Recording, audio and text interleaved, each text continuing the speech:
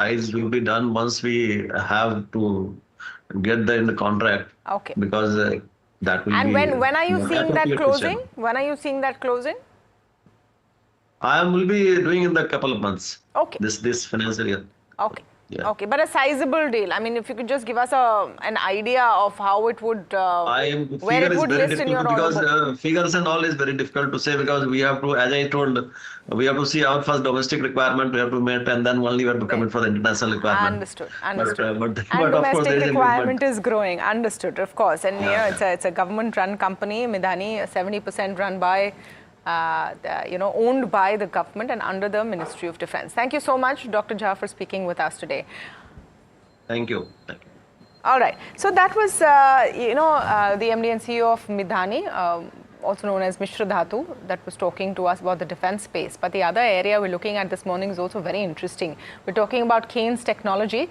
The company has recently acquired 54% stake in Sensonic Austria via its arm, Kaynes Holding. Just before we speak to the management about this deal, let's go across to my colleague Mahima, who's setting it all up for us. Yes, Mahima. Hi, Tamanna. So just a brief about the company. The company is basically into electronics manufacturing and as you rightly mentioned, has recently acquired 54% stake in Sensonic Austria. And this brings a cutting edge capabilities in the railway safety area.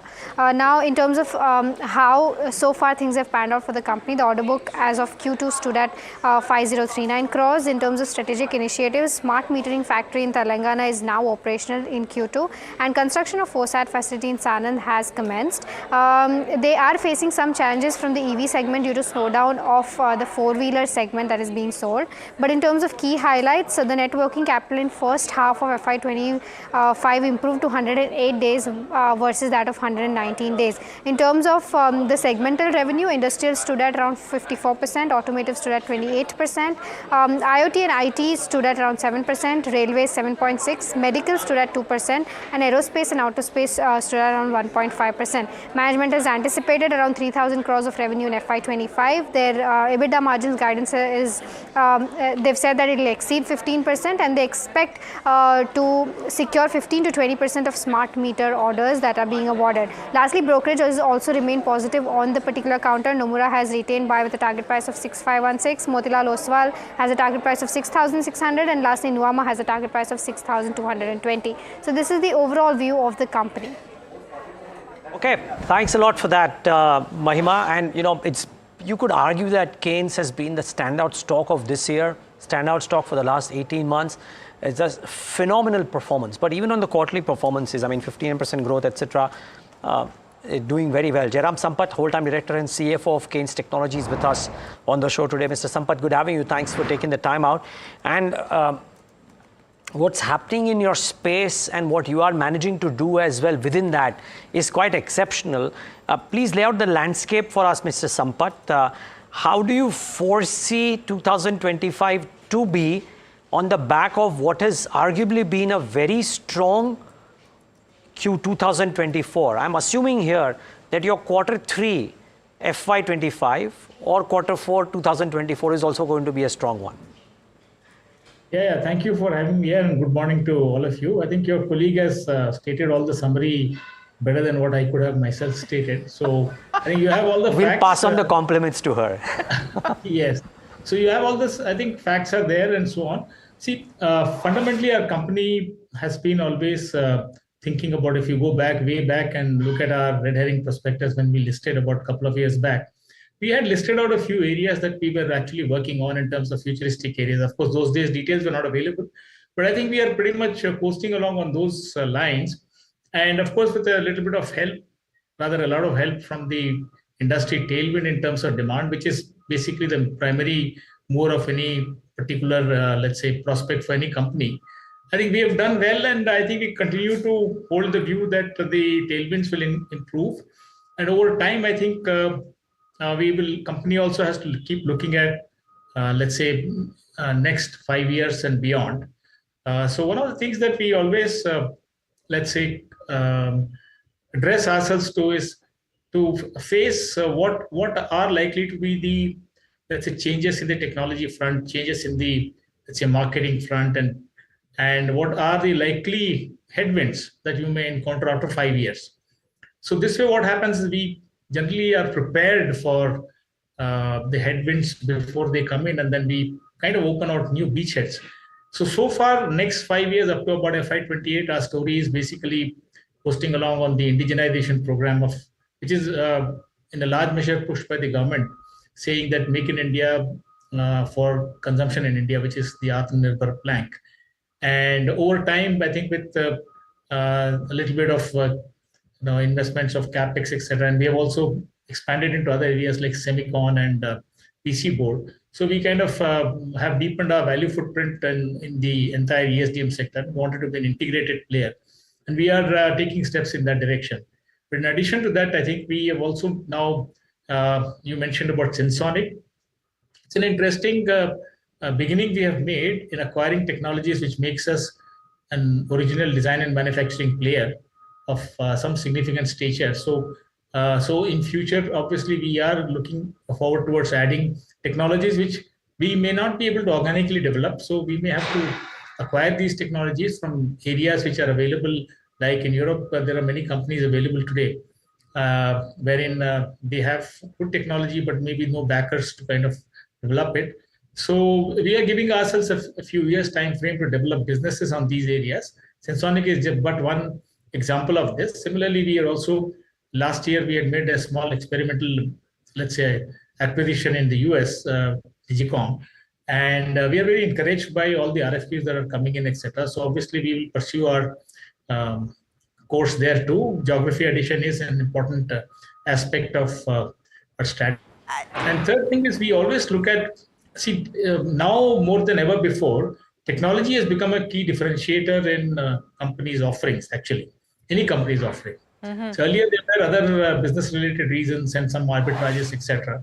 But today, I think with the world kind of almost becoming a level playing field, companies which work on technology, and technology does not come in short term, right? You have to work towards getting your act together and then lead in technology.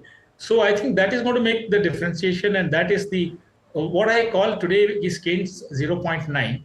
And when we reach $1 billion by FY28, as our founder promoter has set a target for us, so that will be Kaynes 1.0. But then Kaynes 2.0 would have a lot more of a different play, in the sense we would be a deeper technology player. We'll have more ODM with us. No, so in light of that, let's Mr. Sampath, hi, tamanna here, and let's come back from FY28 to now before we get to the broader outlook, of course. And let's talk a bit about Sensonic. And you mentioned briefly that it gives you cutting edge technology for the railway segment largely. What is the sort of contribution to revenue that you see from Sensonic? How is it changing things for you? Yeah, so as far as our current, let's say, targets for FY28 is concerned, we have not considered any of the new initiatives to be adding anything to those targets. So we are looking at, let's say, the $1 billion that we talked about is contributed to by the existing business, which is in the EMS space, plus semicon assembly space, and then PC board space. So these other businesses that we are talking about, we are giving ourselves 2 to 3 years time frame to kind of develop it into something which can be then grown for the, like I said, the Kaynes 2.0. So beyond $1 billion, still the company would like to imagine that there is still market available. But the only thing is we need to prepare for it ourselves now in terms of all of these additional capabilities, so that we can continue the growth path the way we have been growing, let's say, in the past few years, and then we continue to grow like this, beyond FY28. So as far as Sensonic is concerned, let me tell you why is it that it's cutting edge? Because it is one of the significant ODM platforms that we get. That means it's railway network safety related new generation, let's say, design and IP. And they already are working in 4 countries, that is India, Austria, UK, and US. And we'll augment their work, and they are working with some of the OEMs too. So it's kind of a different play than earlier. Earlier, we used to have our own design teams doing some design, etc., and customer will give specs, etc. But this one will kind of catapult us into a different stature altogether in terms of solution provider. So you can say roughly, so these are all hundreds of crores of businesses every year, and these are all businesses wherein you would not have too much of, let's say, cost pressures, because this is based on IP. So we think that it will be margin accretive. Say by FY28, we certainly should get By some FY28, it will be margin accretive by FY28, you're saying? Yes, maybe you can start seeing results from FY27 onwards itself. Okay. Then I am not able to give you a number right now, but it will be something significant. Yeah. No, just one last question very quickly, sir. EV, of course, is the big bet for Kaynes Technology. And the current sort of concerns in terms of sales at core passenger vehicle sales, I'm talking about at the retail front, are you seeing some of those headwinds back up for you as well? Are you seeing that playing out as the core demand starts to become a bit of a concern? Yeah, Tamanaji, I think that is something that we always take it for given. So we work in several areas, 6 verticals, and really industry, if you go to industry sectors, about 10 sectors. So it's always likely that some or the other sector will face headwinds. And that's the nature of the economy. So electric vehicles, for instance, was a growth engine for, let's say, last year and so on. This year, it's a metering business, a smart metering business. And next year, it will be aerospace, and the year after that will be railways. So we always have an alternative, let's say, alternative industry tailwind aiding us whenever there is a headwind in a small sector. But overall, in the economic front, I think we are doing pretty well. So we don't see any problem in reaching at least the $1 billion mark in FY28.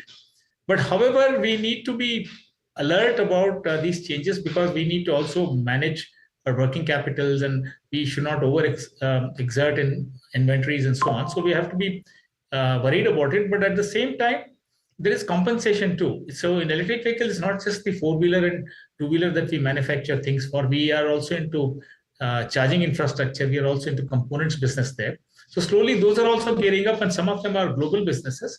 So so overall, maybe it is not as strong as one would expect it to be. But then we were always clear that electric vehicle, we always club it along with industrial and not with automotive, because it's yet to become a primary mode of, this is like a first buy for people. Maybe 2-wheelers in some extent has become. 4-wheelers is still out there, right? Where people are experimenting with it. Absolutely. Thank you so much, Jairam Sampath, for speaking with us, whole-time director and CFO of Kaynes Technology. Definitely one sector in focus, has been a favorite for a while right now for the market. But new favorites perhaps getting created this morning. Neeraj, look at the kind of listing we're seeing. 3 major ones in an otherwise muted market. And this is what investors love to see, right? Green on the screen. Green on the screen. I wonder if MobiKwik is stuck though. That rate isn't moving. Maybe we'll get the stocks individually up and running. But yeah, Tamanna, green on the screen. And interestingly, they are all performing as per, let's get the stocks individually one by one. I think they are all performing as per their subscription numbers, Tamanna. Sai to Vishal to MobiKwik in the ascending order. In that order. And MobiKwik, I mean, the huge, I think, retail investment interest and participation, the fact that they didn't really get, a lot of people did not get allotments. Look at that, 72% up. And they were the heydays when this was not a big deal. Yeah. But I think in this time it really is, and talks a lot about who are the investors, the promoters. It's definitely all about the promoters when it comes to this. And this duo on MobiKwik side has been solid from a while. We needed to take a very short break, but on the other side, we're going to be talking with Astha Jain about what you should do with these listings. If you got allotment, should you now sell? If you didn't, should you buy? What's the take? All of that on the other side. We also have today on Talking Point Capital Minds Deepak Shenoy. So stay tuned for that and more.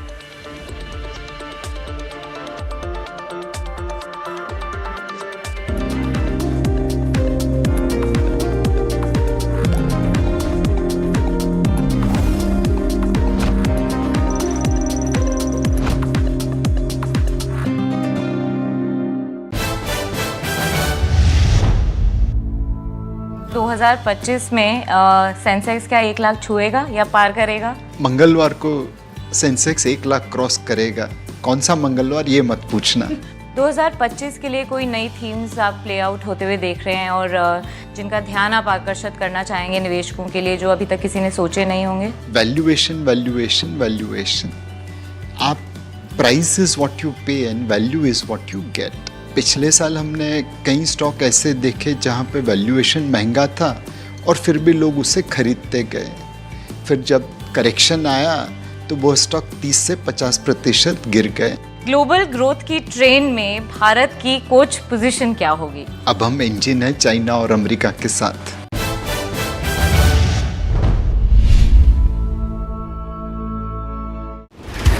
We set you up for the day's trade. 30 calls before the markets open on NDTV Profit. Jubilant Food above a 600 level on Friday. Wipro can be first trade to buy all commodities, but in that Vedanta looks good. Our experts give you the top stock ideas to prepare you for the day. ICICI Lombard stocks hit the first target. It has given a very good momentum with good volume. Don't miss the chance to make the right moves.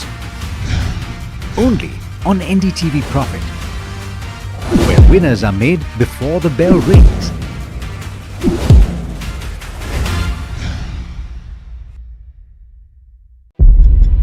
When the whole day passes like a blur, the news just whizzes past, and you're trying to stay informed.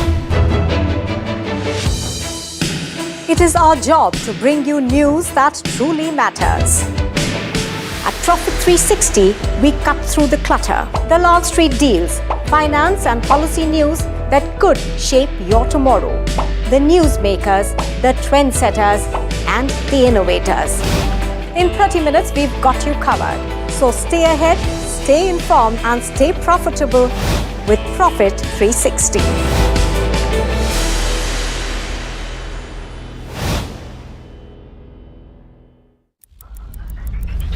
Headlines you start your day with. What matters worldwide is now in the palm of your hands. Get ready to seize the day and maximize your financial potential. Stay ahead of the curve with all you need to know on NDTV Profit.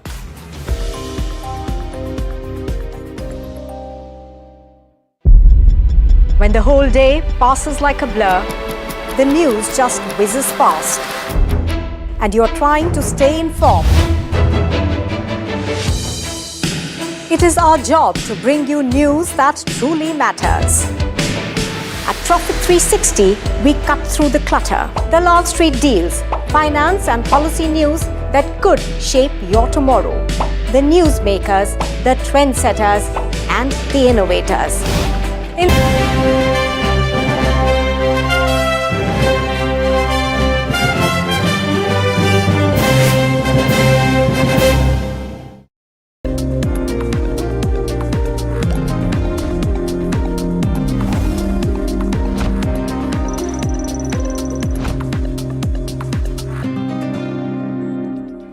Welcome back. You're watching India Market Open, and it's really the day belongs to the new listings rather than anything else happening in the market right now. While the rest of the market is pretty dull, by comparison, look at the three new players, and we'll pull them up for you.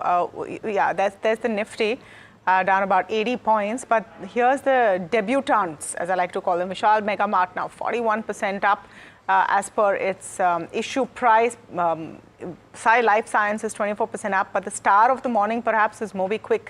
Like we told you, 85% up almost on the stock. Astha Jain is joining us now. She's Senior Research Analyst at Hem Securities. Astha, good morning to you. And what we're excited to talk about is simply people watching right now wondering what they should do.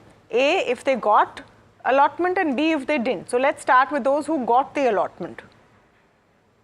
Hi, good afternoon to all of you. Yes, first of all, we would like to say that whatever recommendation we have given, that turn out to be absolutely fine, the kind of listings which we are seeing. So now talking about, first of all, Vishal Mega Mart, I think it is a great stock, great story to believe on, and the kind of a sector it is working into, I think that sector has itself got a strong tailwind. So my idea here is those who have applied, because Tamanna, we always know, majorly retail investors, they apply for listing gain perspective. So to them also, my advice is don't book entire profit in this counter, because this counter is poised to show some major upside from here. Maybe it will take another 1 or 2 months, maybe 3 months, but I think this counter can move upside because I've just done my calculations with. So I think it has further potential to move at least 30% from here. So don't book entire profit in this. In case if anyone's perspective is just for listing gain also, to them also my advice is just book partial profit, because I think this stock can go till the level of 120 to 130. I cannot give more, bigger figures now, because that will be not right on my part, because I think right now we should enjoy the kind of listing. But idea here is just to book partial profit and stay invested in this counter. We can see further upside from here for Vishal Mega Mart. Book partial profit, but stay in this counter, another 30% on Vishal Mega Mart. Let's talk about, I think, hero of the morning is MobiKwik, Astha.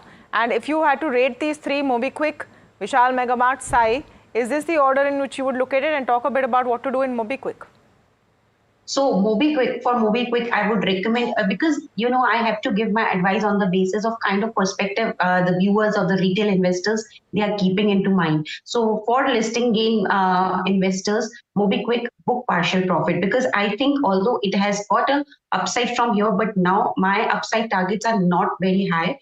Maybe another 10% upside we can see from these levels in MobiKwik. It has already shown very strong performance. It is getting the advantage of being a profitable company, especially in FY24, and that is not only on the bottom line front, even on the operating levels also, they have posted profits. And what was the major focus or attraction of this IPO was, it was a completely fresh issue. So that was also major attraction. But right now, I think now valuation wise, it's better to book partial profit, because I'm not seeing much upside from here. Maybe 10% or 15% more upside we can see from here. But the kind of upside which I'm seeing for Vishal Mega Mart, not for MobiKwik at this point of time. So idea here is book partial profit definitely in this count. I take the operational aspect of it and what you can do in terms of action to book partial profit in MobiKwik. But we must also remember that, and this is for the viewers too, only 38,000 subscribers have in fact been allotted MobiKwik shares, which means that there's a certain premium, a scarcity premium, which is being added to MobiKwik, and also another reason why it is up as much as 78% from its issue price. Under these circumstances, Astha, you would still suggest that only book partial profit and not the complete one. That's the reason. Is that another one of the reasons why you are suggesting that? Because demand was quite high just because of the profitable nature as well as complete fresh issue. But we should see the valuation aspect also. Now it is trading at a price to book multiple of around 5, I suppose. So if I compare it to 197 communication, that is Paytm, now it is equivalent to those level, in fact higher to that level. So I think now the upside from here, because now we are getting 80% upside. So my idea here is upside is now limited. So book partial profit, because further upside can be seen, because maybe some retail investor, they really want to grab the stock. But I would like to suggest that now please don't grab the stock, let it fall and then make entry into this counter, because it has already moved a lot from its issue price. So for those retail investors who are just thinking of taking the counter at present point of time, my idea is just wait for some more dip and then make entry. Sure, no, point taken, Astha. But in terms of concerns, do you have any with respect to any of these three IPOs? I know that they've surged right now, but there are certain risks that are associated with the kind of surge that we've already seen. Any concerns, fundamentally speaking, that you have with respect to any of these three companies? So for Sai Life Sciences, I think that IPO was a great IPO and no one was predicting this kind of listing for this IPO. But I tell you, this IPO is one of the hero IPO, I should say, and it will definitely have a more potential to move upside from here. So for Sai, there was a concern, because they are into the pharmaceutical space. So that is the concern which is, applicable to all the company in the pharma space due to the regulations, etc. But I don't think any particular concern about this counter. On the contrary, I believe the management was super solid. In fact, the kind of facilities they are having, the kind of work they are doing, it is looking very strong to us. So major concern about Sai Life Sciences was not related to the company as such. It is related to the industry, which every pharmaceutical company has. related the client concentration coming from Africa, America, Europe, and there if some geographical tensions happen, then the business might affect, or some regulatory concerns. That's it. So nothing big concern about Sai. Now talking about Vishal Mega Mart, I think this is also a very strong company to bet upon. It has got a very strong interest, and we all know that now retail space is very hot. In fact, we all know the kind of valuation trend is commanding. So I think the same store sales growth is continued to be high. So I'm not finding any major concern in all these three IPOs, except the fact that they have risen a lot. So wait for some dip. To all the investor I'm advising it, wait for some dip and then make entry into the counter. But you can make entry in particular two counters, which is Vishal and Sai, because we can see further upside from here. This is what I believe. Okay. Thank you so much, Astha Jain there, and she's excited about Vishal Mega Mart. She's excited about Sai, and of course MobiKwik is completely firing all cylinders this morning as well. The new Bs are doing well. I think one stock which is having a tough day is VA Tech Wabag. Let's just pull up what's happening to VA Tech Wabag, and we have Anushi joining in on more on that. The company secured a massive contract worth 2,700 crore rupees from Saudi Arabia, but the tender has been unexpectedly cancelled.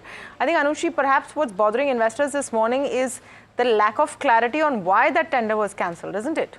Absolutely, Tamanna. Now, I'll just give the size and how important this was for the company. So, we'll break down the whole order for the company. Now, the order was from Saudi Water Authority for about 2,700 crore, and this was for a 300 MLD mega seawater desalination plant in Saudi Arabia. What has happened is now this tender stands cancelled, with customer notifying that all tender participants said that tender stands cancelled due to their internal administrative procedures. Company is currently trying to get in touch with the customer to understand more in detail as to what is the future of this development which is to take place. So a lot more clarity awaits for this. But if we take the order value in size, is kind of a significant order that we're looking at. 2,700 crore. FY24, the revenue was almost at that size, and this was to be executed in the next 2.5 years. So a strong growth opportunity for the business when it was supposed to be executed in the next 2.5 years. Order book also stood at about 40,600 crore as of September end. So of this, if we take the deduct the 2,700 crore figure, it is a substantial hit that we are looking in terms of the order value for the company. Do note that in the last 3 years also, if we look at Vatek's order revenue growth figures, we've not seen a substantial amount of growth. In fact, in the last 2 fiscals, we've seen a downtick in terms of where the revenue growth is concerned. So this could have been potentially a big beneficiary for the company, leading to a higher revenue growth. So more clarity awaits on what is the future for this order, whether this would be back on cards for the business again or not. So this is what is happening in VA Tech. The stock is down around 17% as a result of this. Okay, there you have it. VA Tech Wabag taking quite a hit, and in fact coming off substantially from its recent highs. But from there on, we move on to yet another stock which has been in focus, and that is Ambuja Cement, with the news that it will merge its subsidiaries Penna as well as Sanghi with itself. Well, we have an investor note, in fact, which has reaffirmed its buy recommendation on Ambuja Cement, and for that and much more, we now have with us Mihika, who's going to take us through this. Mihika, good morning. Good morning. So I'll start with the Investec note first. It's rated Ambuja Cement with a buy rating. It's maintained its rating, and the target price is set at 950 rupees. And this target price implies a 65% upside. Now, they've spoken about how the latest merger approval helps simplify the group structure, which is a key positive for the stock. It also helps simplify the compliance requirements and does away with the RPTs that are necessary for the company. Our Investec has also said that Ambuja Cement is best placed in terms of the key themes in this cement space, like consolidation, sustainability, as well as ECG. A little bit about the merger. Well, Ambuja Cement yesterday announced that it will be merging Sanghi Industries and Penna Cements with itself. In terms of what's in for the shareholders, it will issue 12 shares of Ambuja Cement for every 100 shares held in Sanghi, and Ambuja Cement will pay rupees 321.5 rupees per share for every 1 share of Penna Cements. When you you talk about the three key takeaways or the big positives in the deal, well, up first, we do have the merger will help boost the efficiency as well as enhance the competitive strength for Ambuja Cements. For Sanghi Industries, it's also a big move because it indicates more liquidity for shareholders of Sanghi Industry, which is a small to mid cap stock with limited shareholding liquidity right now. And lastly, the entire focus on the consolidation theme, as we've seen the Adani Group lead the consolidation theme, will help in terms of future capacity additions for the group. While you're with us, Mihika, the other stock in focus is Jindal SAW. That has been buzzing this morning, and not everything is moving today. It's a bit of a quiet day, but Jindal SAW has been buzzing following a share purchase agreement with Renew Green Energy Solutions. Tell us about that. So Jindal SAW will be acquiring 31.2% stake in Renew Green MHH1 Private Limited, which is a unit of Renew Green Energy Solutions, which is what the company's got into a share purchase agreement with. The acquisition will help procure electricity at a more conventional rate for Jindal SAW and would help its cost. The consideration is set at 31.2% of the equity share capital of the target company, which is Renew Green MHH, and the acquisition is set and expected to be completed by 31st May 2025. All right, Mihika, thank you so much for getting us that update on Jindal SAW as well. But with that, we shift the conversation to, well, how markets are panning at the moment. And with that, we have Deepak Shenoy. He's the founder and CEO of Capital Mind. Deepak, good morning, and thank you so much for having us. And coming to us, talking to us here at NDTV Profit. Deepak, firstly, your check on the markets, broader markets specifically. It's been very, very mixed. And it's turning out more and more to be a lot more theme specific as compared to, well, a secular move. How are you reading into things right at the moment? So overall, I think it's December, so there's always lighter activity towards the end of the month. Not so great in terms of news flow yet. We have possibly most of the news flow for the month is kind of gone behind us. We might have a little bit more coming in Jan. Jan will get results. Jan will have a change in the US presidency effectively, and Feb 1st is the budget. So I think more activity happens going forward. Right now, I see the market being a little more volatile, both upside, downside. We've had a good month really. So I think, last 1 month has been kind of good, but you're going to see some corrections in the market no matter what you do. The mid caps have rallied. I think we're seeing some emergence of stronger government capex towards the end of the year, the last 4 months. So I think that will propel some of the companies that didn't do well in the last 2 quarters. So overall, I don't see this market as majorly negative in terms of anything from a trigger side. But I do feel like it's lesser volumes. So you're going to lesser volumes in comparison, perhaps, and so you're going to see some volatility on both sides.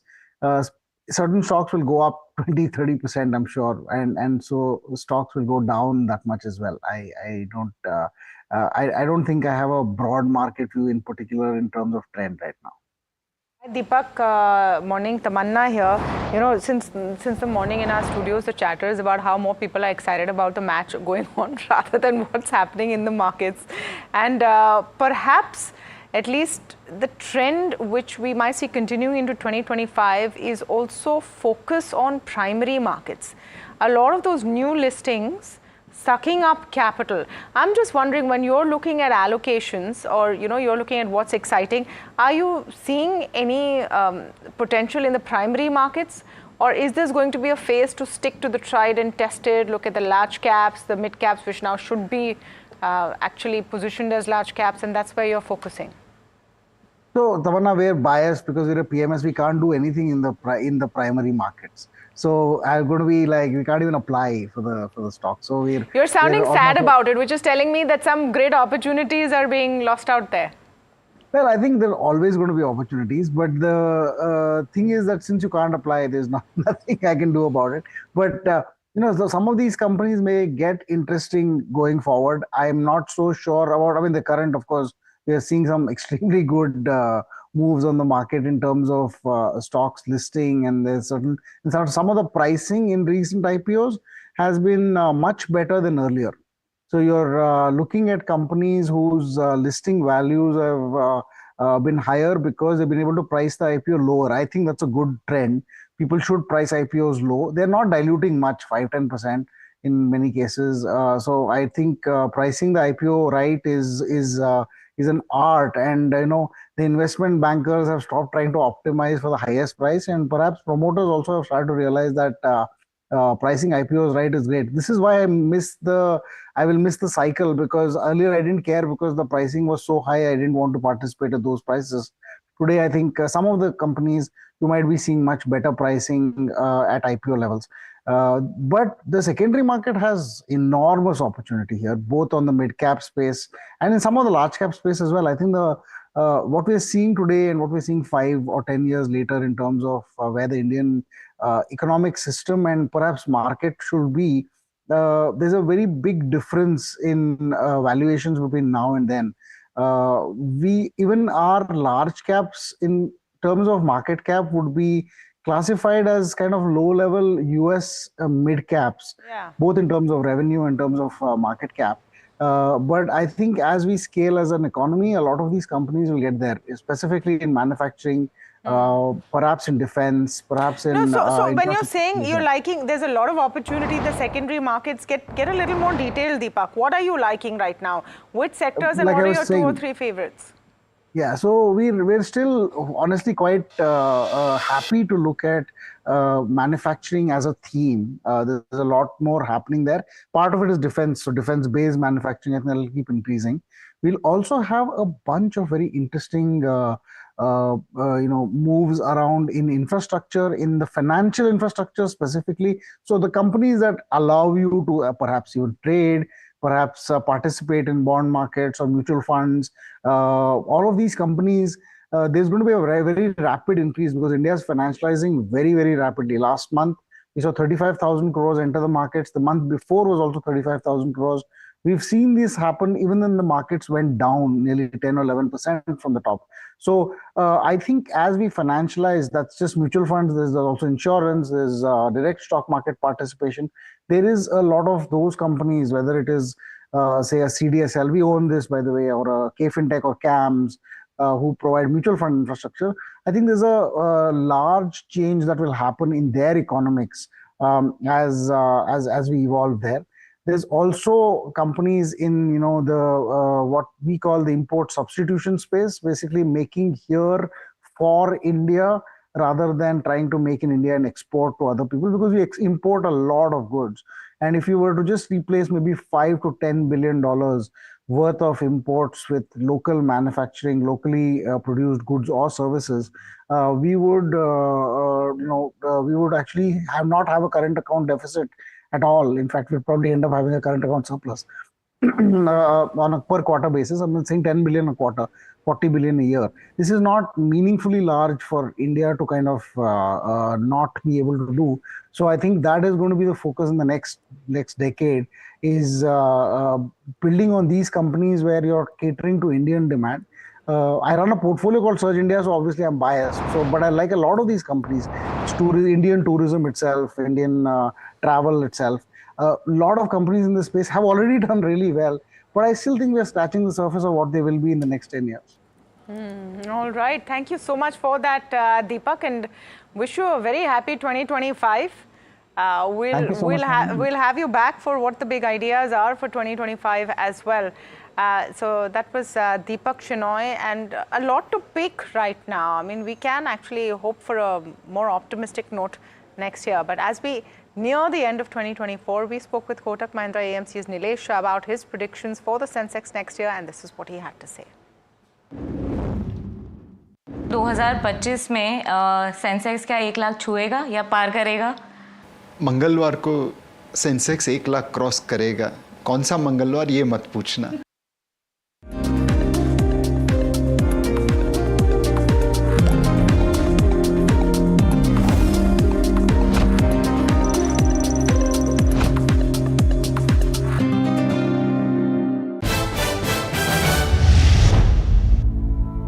दो 2025 में Sensex क्या 1 लाख छुएगा या पार करेगा? मंगलवार को Sensex 1 lakh cross करेगा. कौन सा मंगलवार, ये मत पूछना. 2025 के लिए कोई नई थीम्स आप प्ले आउट होते हुए देख रहे हैं और जिनका ध्यान आप आकर्षित करना चाहेंगे निवेशकों के लिए जो अभी तक किसी ने सोचे नहीं होंगे? Valuation valuation valuation. आप प्राइस इज व्हाट यू पे and value is what you get. पिछले साल हमने कई स्टॉक ऐसे देखे जहाँ पे वैल्यूएशन महंगा था और फिर भी लोग उसे खरीदते गए। फिर जब करेक्शन आया तो वो स्टॉक 30 से 50% गिर गए। ग्लोबल ग्रोथ की ट्रेन में भारत की कोच पोजीशन क्या होगी? अब हम इंजन है चाइना और अमेरिका के साथ।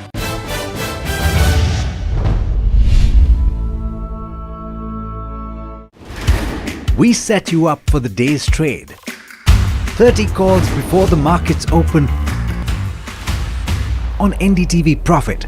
Jubilant Food above a 600 level on Friday. Wipro can be first trade to buy All commodities, but in that Vedanta looks good. Our experts give you the top stock ideas to prepare you for the day. ICICI Lombard stocks hit the first target. It has given a very good momentum with good volume. Don't miss the chance to make the right moves. Only on NDTV Profit, where winners are made before the bell rings.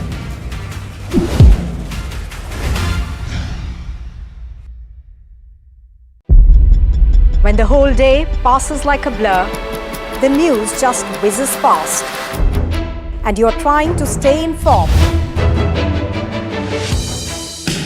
It is our job to bring you news that truly matters. At Profit 360, we cut through the clutter, the Wall Street deals, finance and policy news that could shape your tomorrow. The newsmakers, the trendsetters, and the innovators. In 30 minutes, we've got you covered. So stay ahead, stay informed, and stay profitable with Profit 360.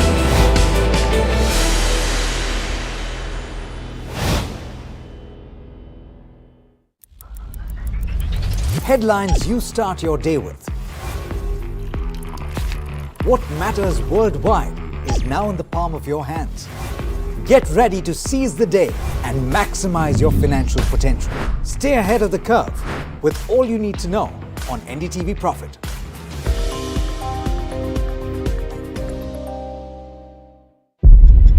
When the whole day passes like a blur, the news just whizzes past, and you're trying to stay informed. It is our job to bring you news that truly matters. At Profit 360, we cut through the clutter, the Wall Street deal.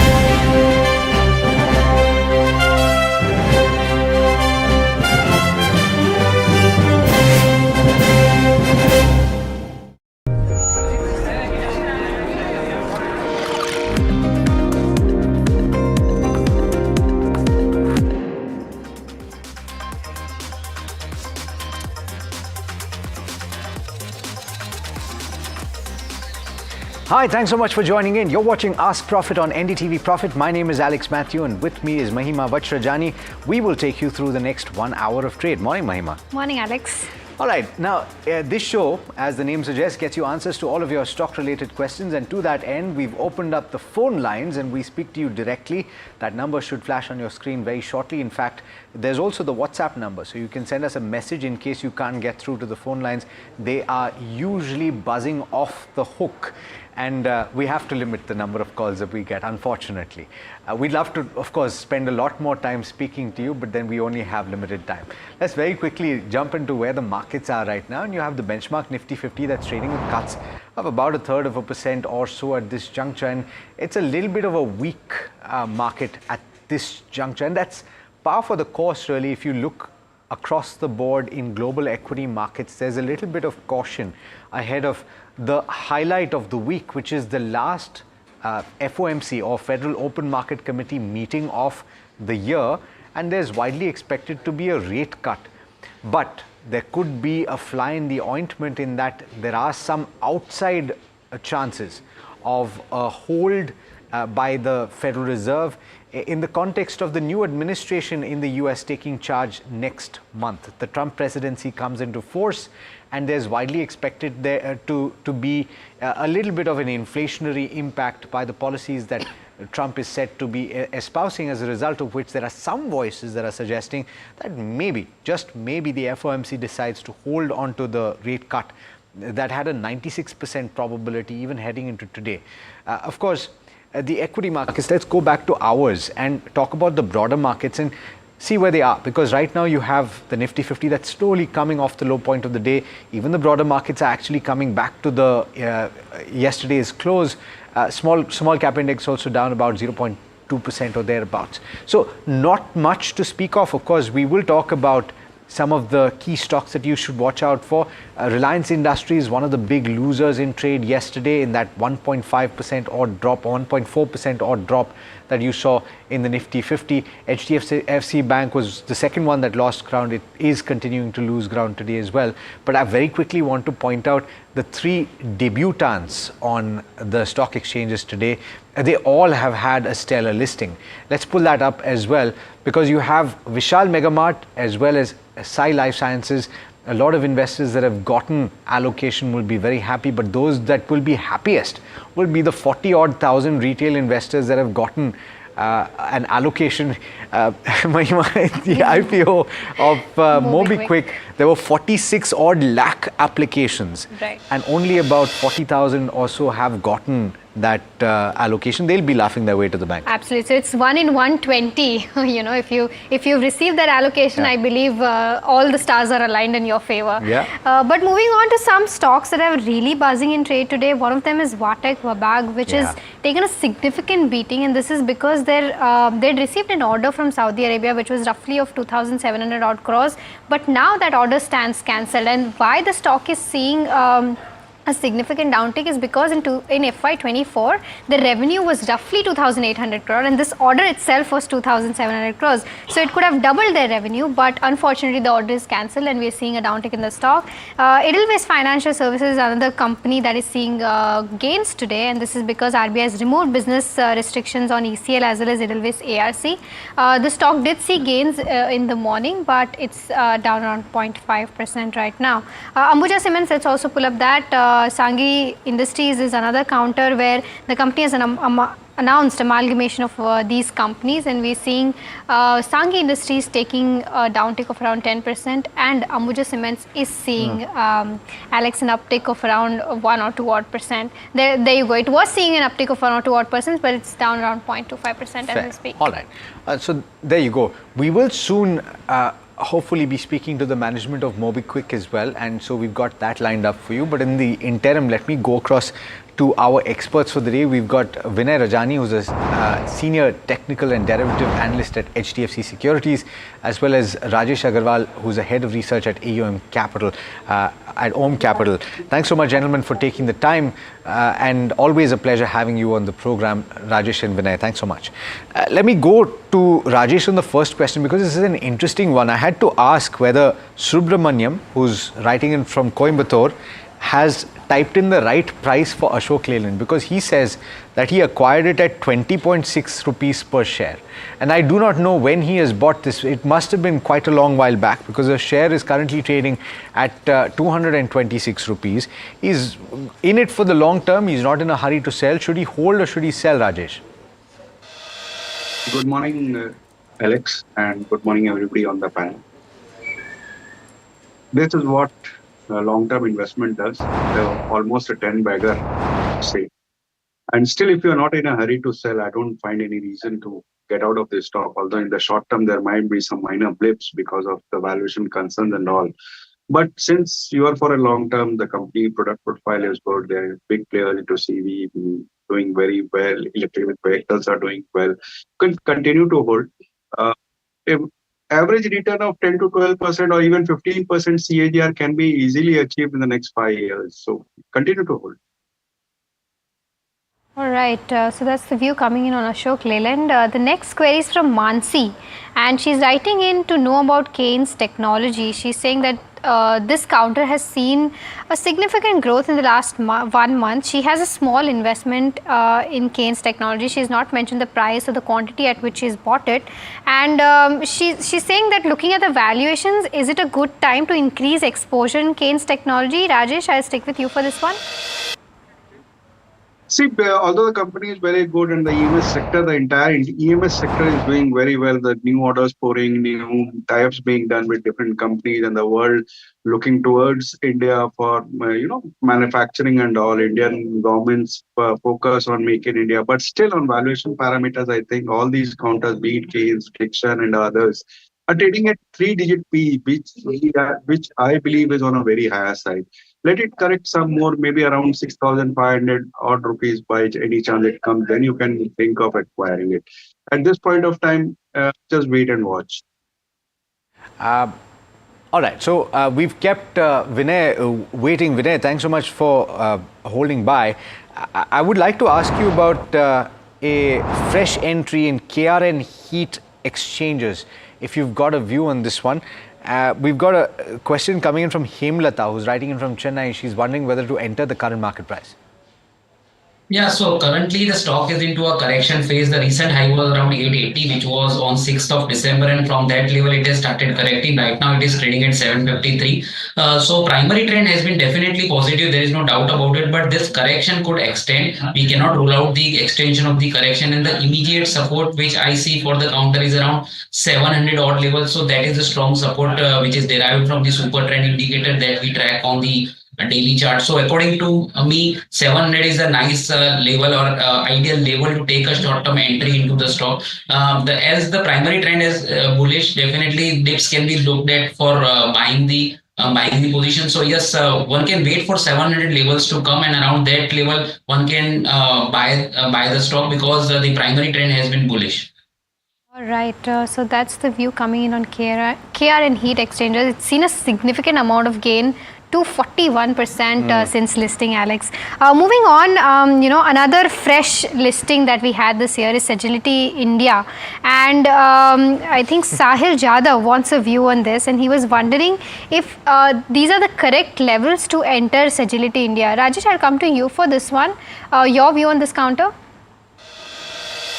Stock has been in news in the very recent past, I would say, despite the fact that it was recently listed. We have seen circuit to circuit going on for the last few days.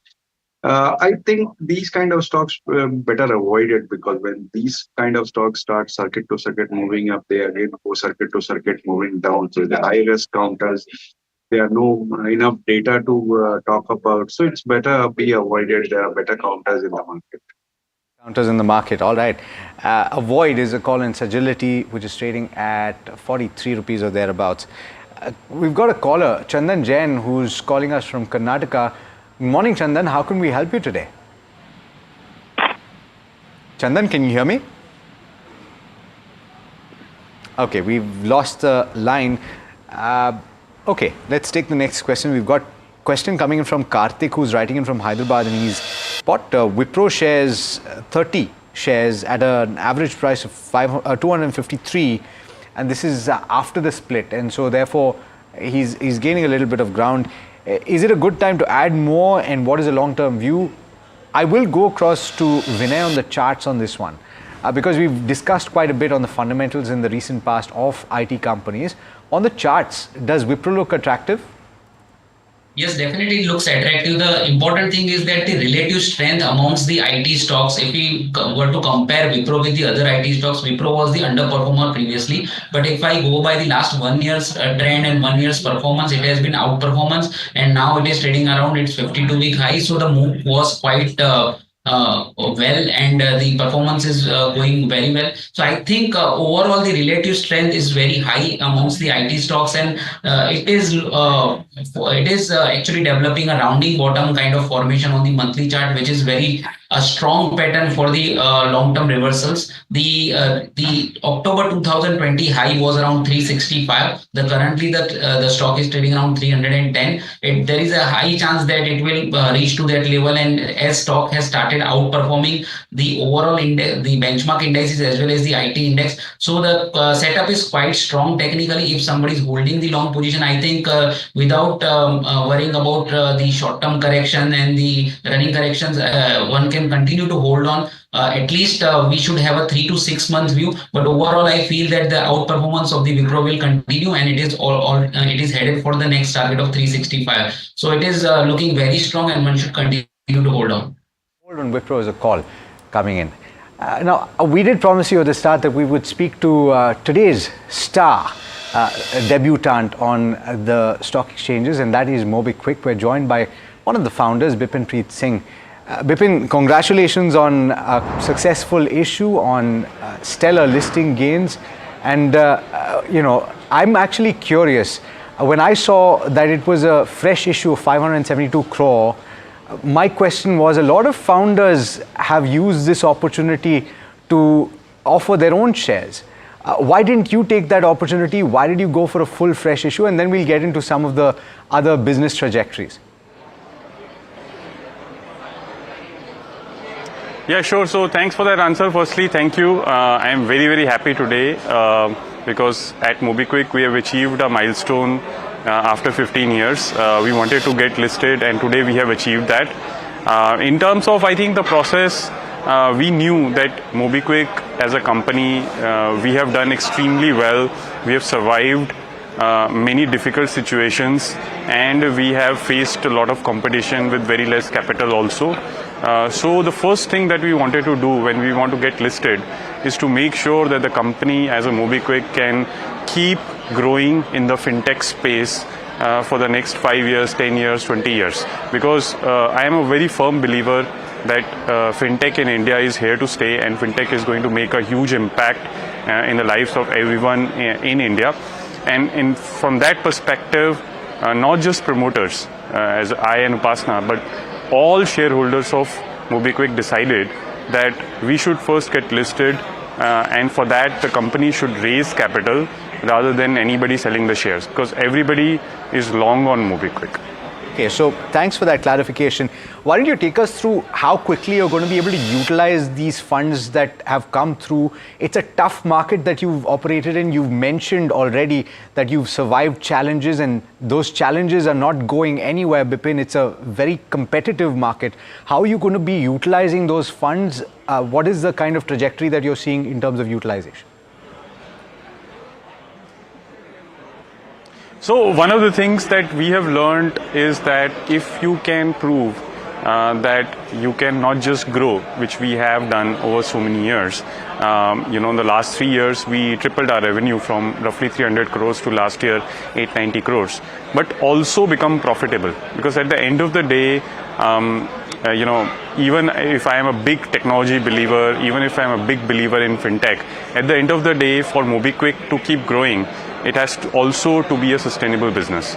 And so, one of the things that we have done, and not many companies in our space have done, is to showcase that fintech companies can also be profitable while growing. And so last year we did an EBITDA of like 37 crores and PAT of 14 crores, which is pretty unique in my view in our space.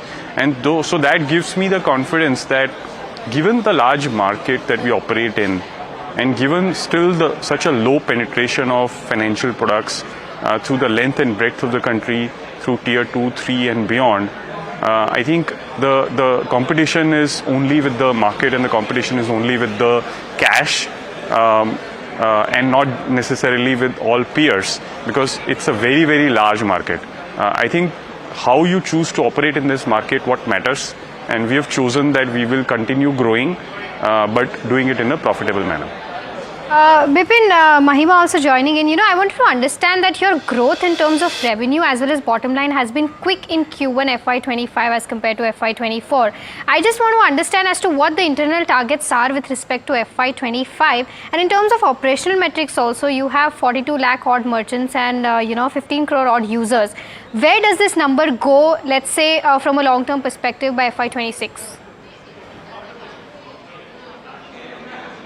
So I think, one of the things that we wanted to do is keep growing on addition of new users. And even through the last 3 years, when we had less capital available, we've each year added minimum 10 million, 15 million new users every year.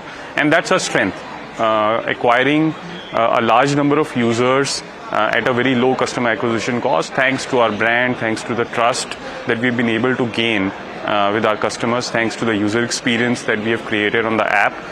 And the same story continues for merchants, where across petrol pumps, organized retail, as small mom and pop shops, we are continuing to expand. And we see significant opportunity to expand in this space with also layering in our unique blend of innovation, which has kept us in very good stead. Products like Pocket UPI, products like Lens, these are kind of first in the market. And so therefore, in terms of it's less important in terms of numbers, but what is more important is that we continue growing significantly, and I have no doubt that I think growth is not going to be a challenge for us. I think we have seen in the last 10 years many cycles of downturn, whether it is in the financial space, whether it is in the due to regulatory reasons, whether it is overall market conditions, whether it is COVID, and we have managed to grow. Yeah. So I believe that we will continue to do that.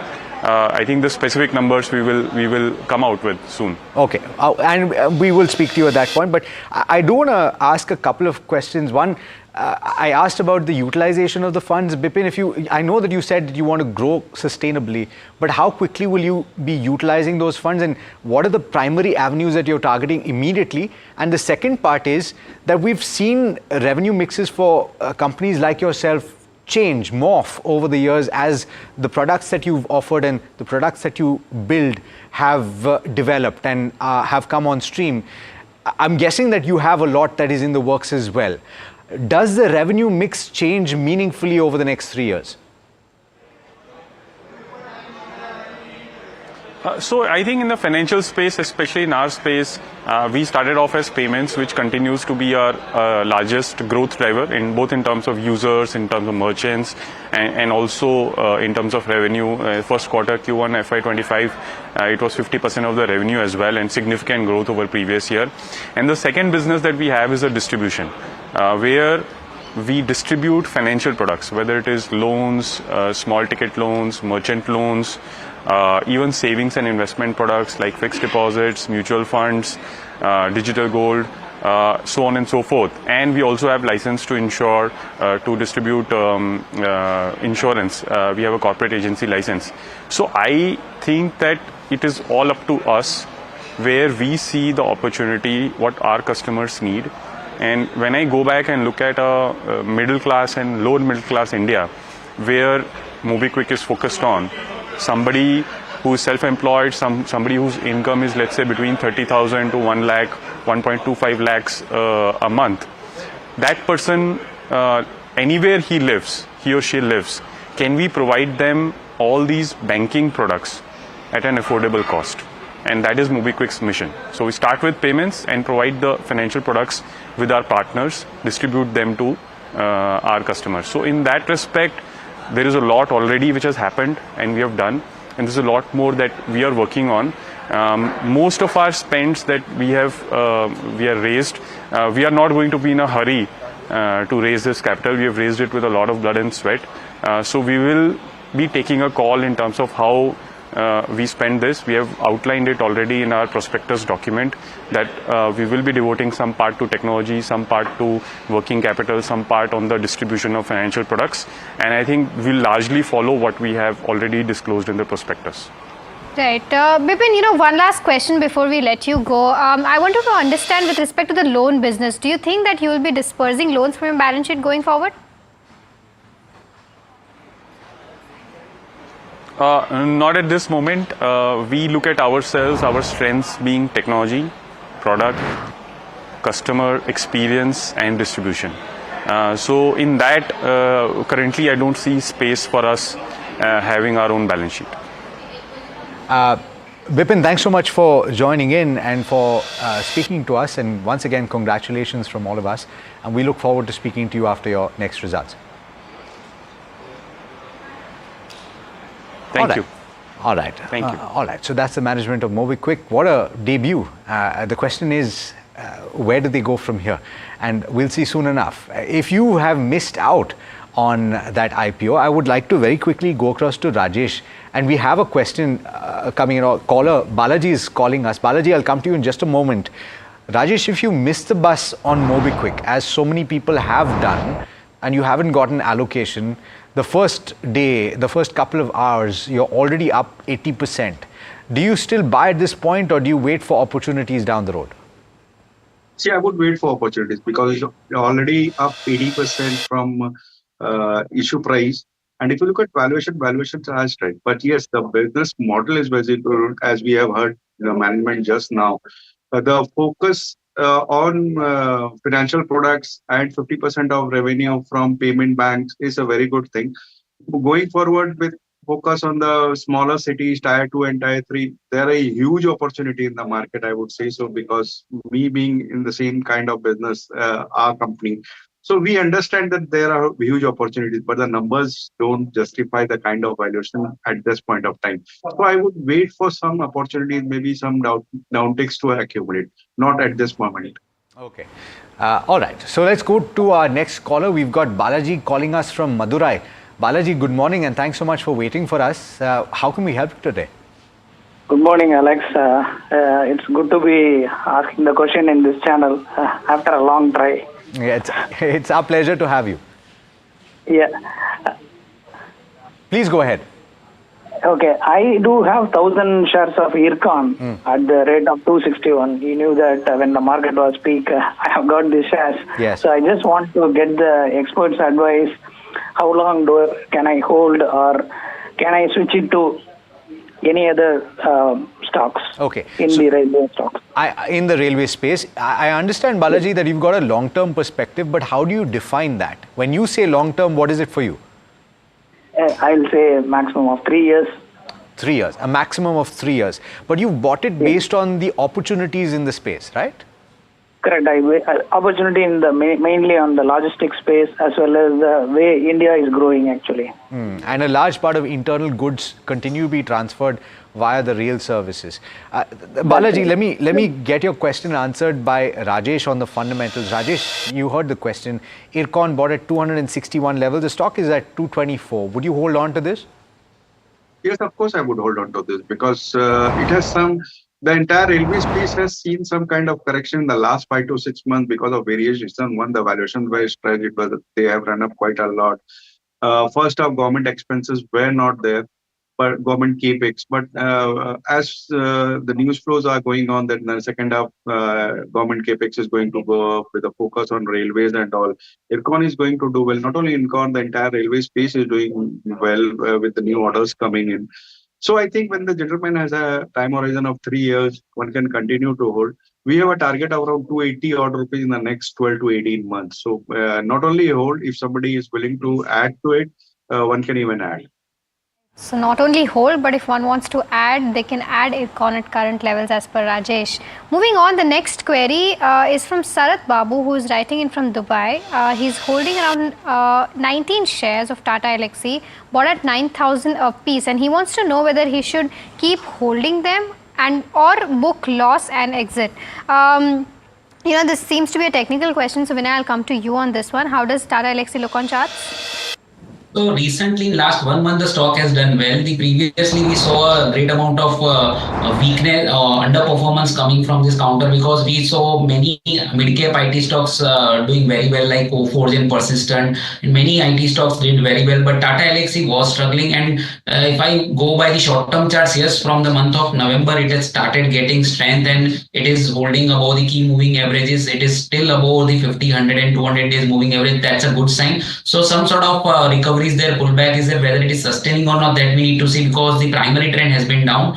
But I would suggest that if somebody is looking for the short-term position, then better to keep it with a stop loss. The 70-100 is a strong support for the counter, which happens to be the 50 days exponential moving average. So I would suggest that if somebody is looking for short-term trading positions, he should continue to hold on to the long positions with the stop loss of 70-100. For last 8 to 10 trading sessions, stock is into a consolidation, but the way it has recovered from the lower level, definitely we can take a chance of holding the stock because IT sector has been outperforming. So we have a good chance that this will also participate. So better to keep the positions with a stop loss of 70-100. Thanks so much, Vinay, for that. We have to slip into a very quick break. Rajesh, Vinay, do stay with us. Viewers will be back on the other side to take one of your questions. So do stay tuned.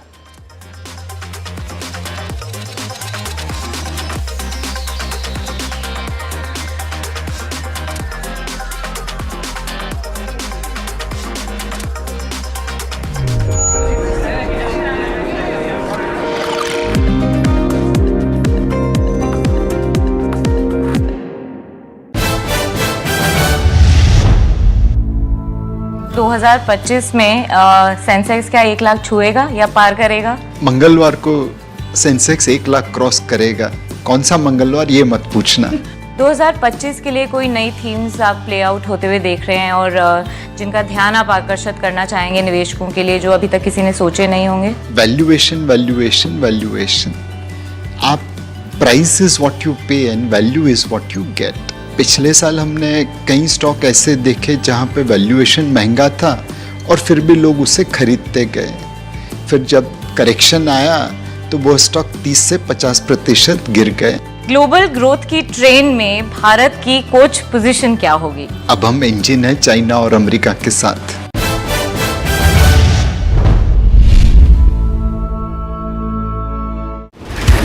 We set you up for the day's trade. 30 calls before the markets open on NDTV Profit. Jubilant Food above a 600 level on Friday. Wipro can be first trade to buy all commodities, but in that Vedanta looks good. Our experts give you the top stock ideas to prepare you for the day. ICICI Lombard stocks hit the first target. It has given a very good momentum with good volume. Don't miss the chance to make the right moves. Only on NDTV Profit, where winners are made before the bell rings.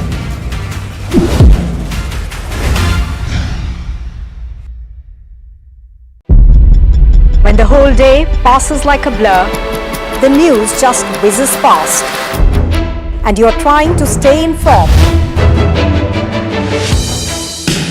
It is our job to bring you news that truly matters. At Profit 360, we cut through the clutter, the Wall Street deals, finance and policy news that could shape your tomorrow. The newsmakers, the trendsetters, and the innovators. In 30 minutes, we've got you covered.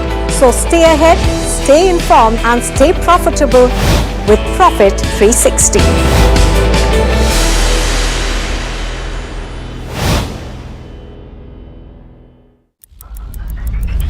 Headlines you start your day with. What matters worldwide is now in the palm of your hands. Get ready to seize the day and maximize your financial potential. Stay ahead of the curve with all you need to know on NDTV Profit.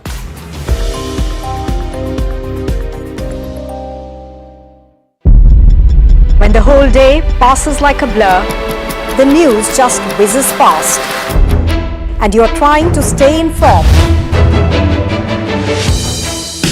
It is our job to bring you news that truly matters. At Profit 360, we cut through the clutter, the Wall Street deals, finance and policy news that could shape your tomorrow. The newsmakers, the trendsetters, and the innovators. In 30 minutes, we've got you covered. So stay ahead, stay informed, and stay profitable.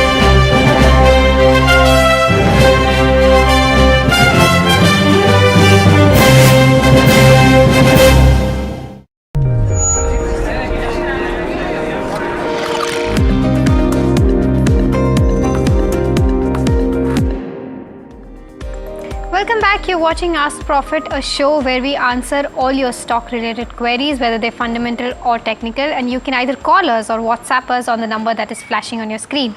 Moving on to the queries for the day, our next query is from Krishna Moda, who's from Kolkata, and he's writing in to know about Hemisphere Properties. He's holding around 1,000 shares bought at 180 a piece, and he wants to know as to what could be the target for the next 2 years. Rajesh, I'll come to you for this one. Do you have a coverage on this particular counter? See, they have a huge land bank, let me tell you. And even at these prices, I think the valuations are not fully discounted. The value of the land has not been fully discounted in this price. It can, the actual value, it comes to around 500 odd rupees. But that's difficult to say whether it will be monetized in the next 2 years or not.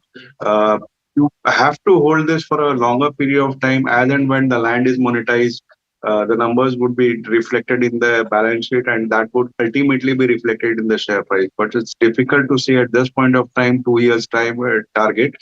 One thing I can say is it's highly discounted to its what intrinsic value should be. One can continue to hold.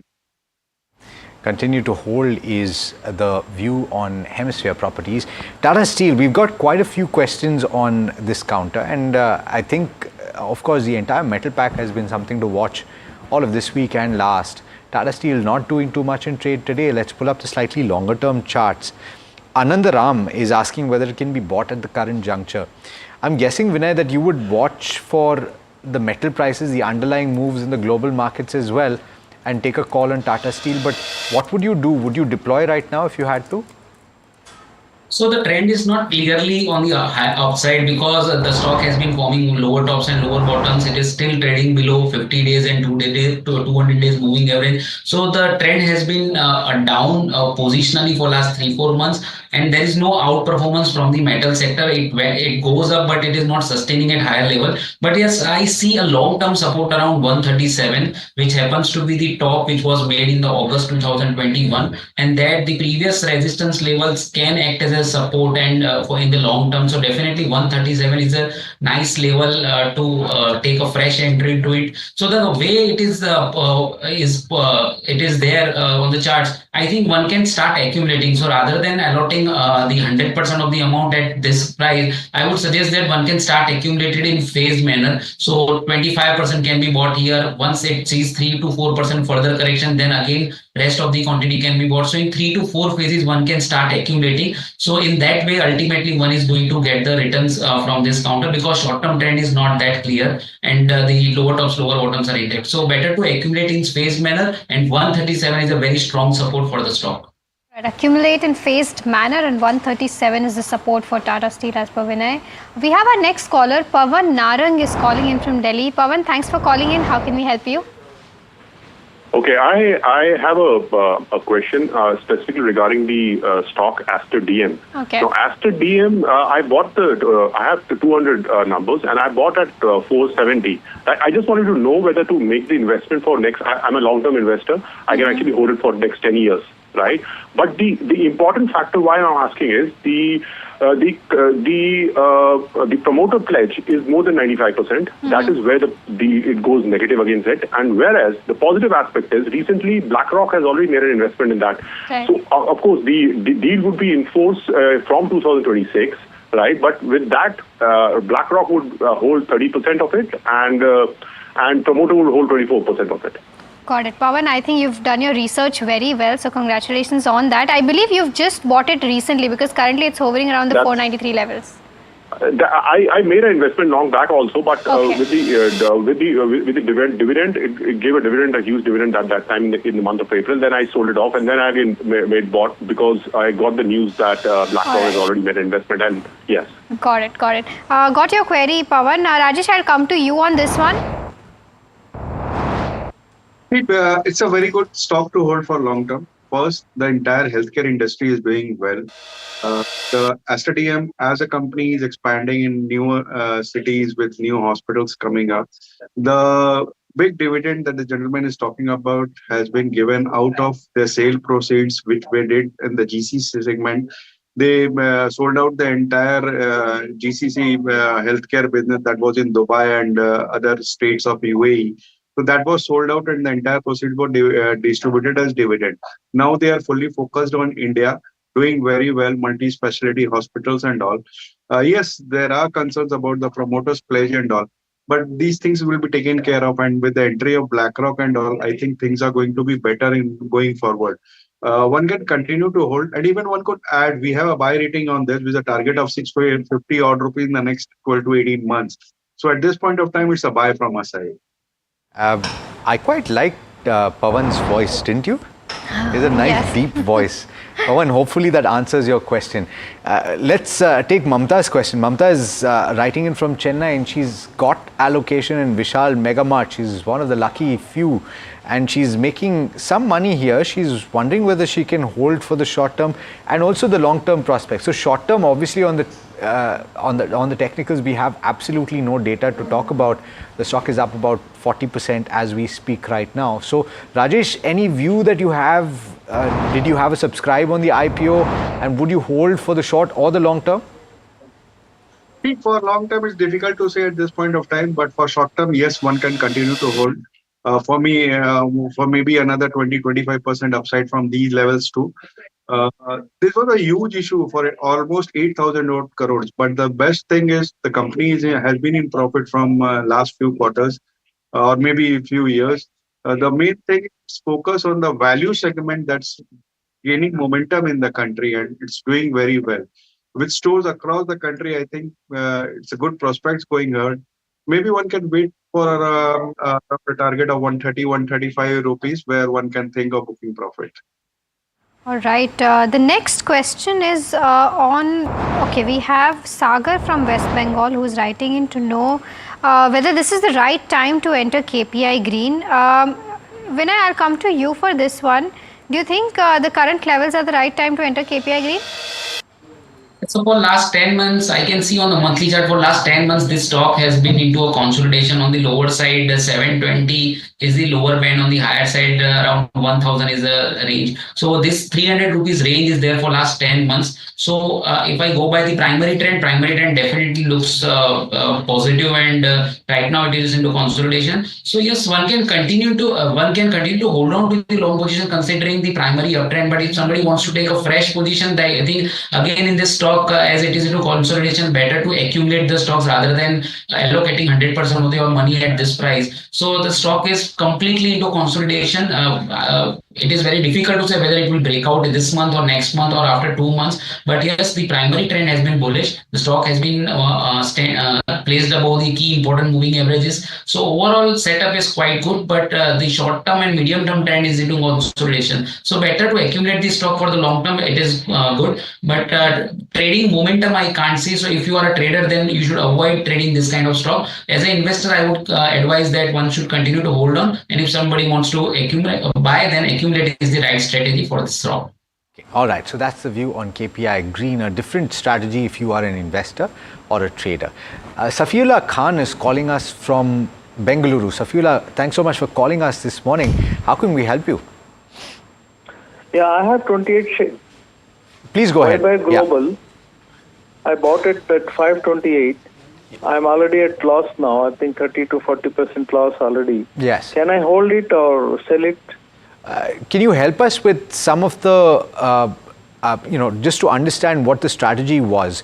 Did you buy from the perspective of a trading strategy, or did you buy it based on the fundamentals? And therefore, how long would you be comfortable holding the stock for? I bought as an investment actually. Okay. For a short-term investment. But the stock soon after that, it is already going down. Okay. So what about the company stood out to you when you decided to invest in it? It was a call from Motilal Oswal to buy this stock. Okay. So I bought this stock. So you followed a brokerage recommendation. All right. Rajesh, on the fundamentals, let me get you to come in on a view on this. He's bought at elevated levels, 528. What is not working for this company, and would you hold on? See, what is not working for this company is valuation. At these levels too, the valuation seems to be stretched. I don't find any reason to stay in the stock at this point of time. I think even from these levels, it can go down. So I believe that somebody recommended this with a strict stop loss or something like that. I don't know what was the point at that point of time, but still, if it was a short-term trading position or a swing trading position, one should have kept a stop loss. But at this point of time, it's a sell from my side. Switch to some other stock. That's the view coming in on Vaibhav Global. The next question is from Raja Gopalan, who's from Chennai, and he wants to know the prospects of MSTC. Can he buy at the current price for a long-term perspective, say 2 to 3 years? Is the question he has. Rajesh, I'll stick with you for this one. Do you have a view on MSTC? It's a void from a side. The valuation are overstretched despite all those stories of commodities and all going on. I think at these prices, one should avoid this. Void is a call on MSTC. The next question is from Sagar. Did we take this? Yeah, we took KPI Green. Yes. All right. Swan Energy is what we're looking at next. And we've got Neha from Bengaluru, who's bought at levels of 627. She's looking at the next 2 to 3 months. And so from that perspective, on the charts, Vinay, should she hold on for a period of 3 months or so, and or should you book profits at the current market price? What are the prospects? Yeah, so technically it is looking very strong. The stock is trading at its all-time high, and recently the stock has surpassed the double top resistance of 760 and now currently trading as 800.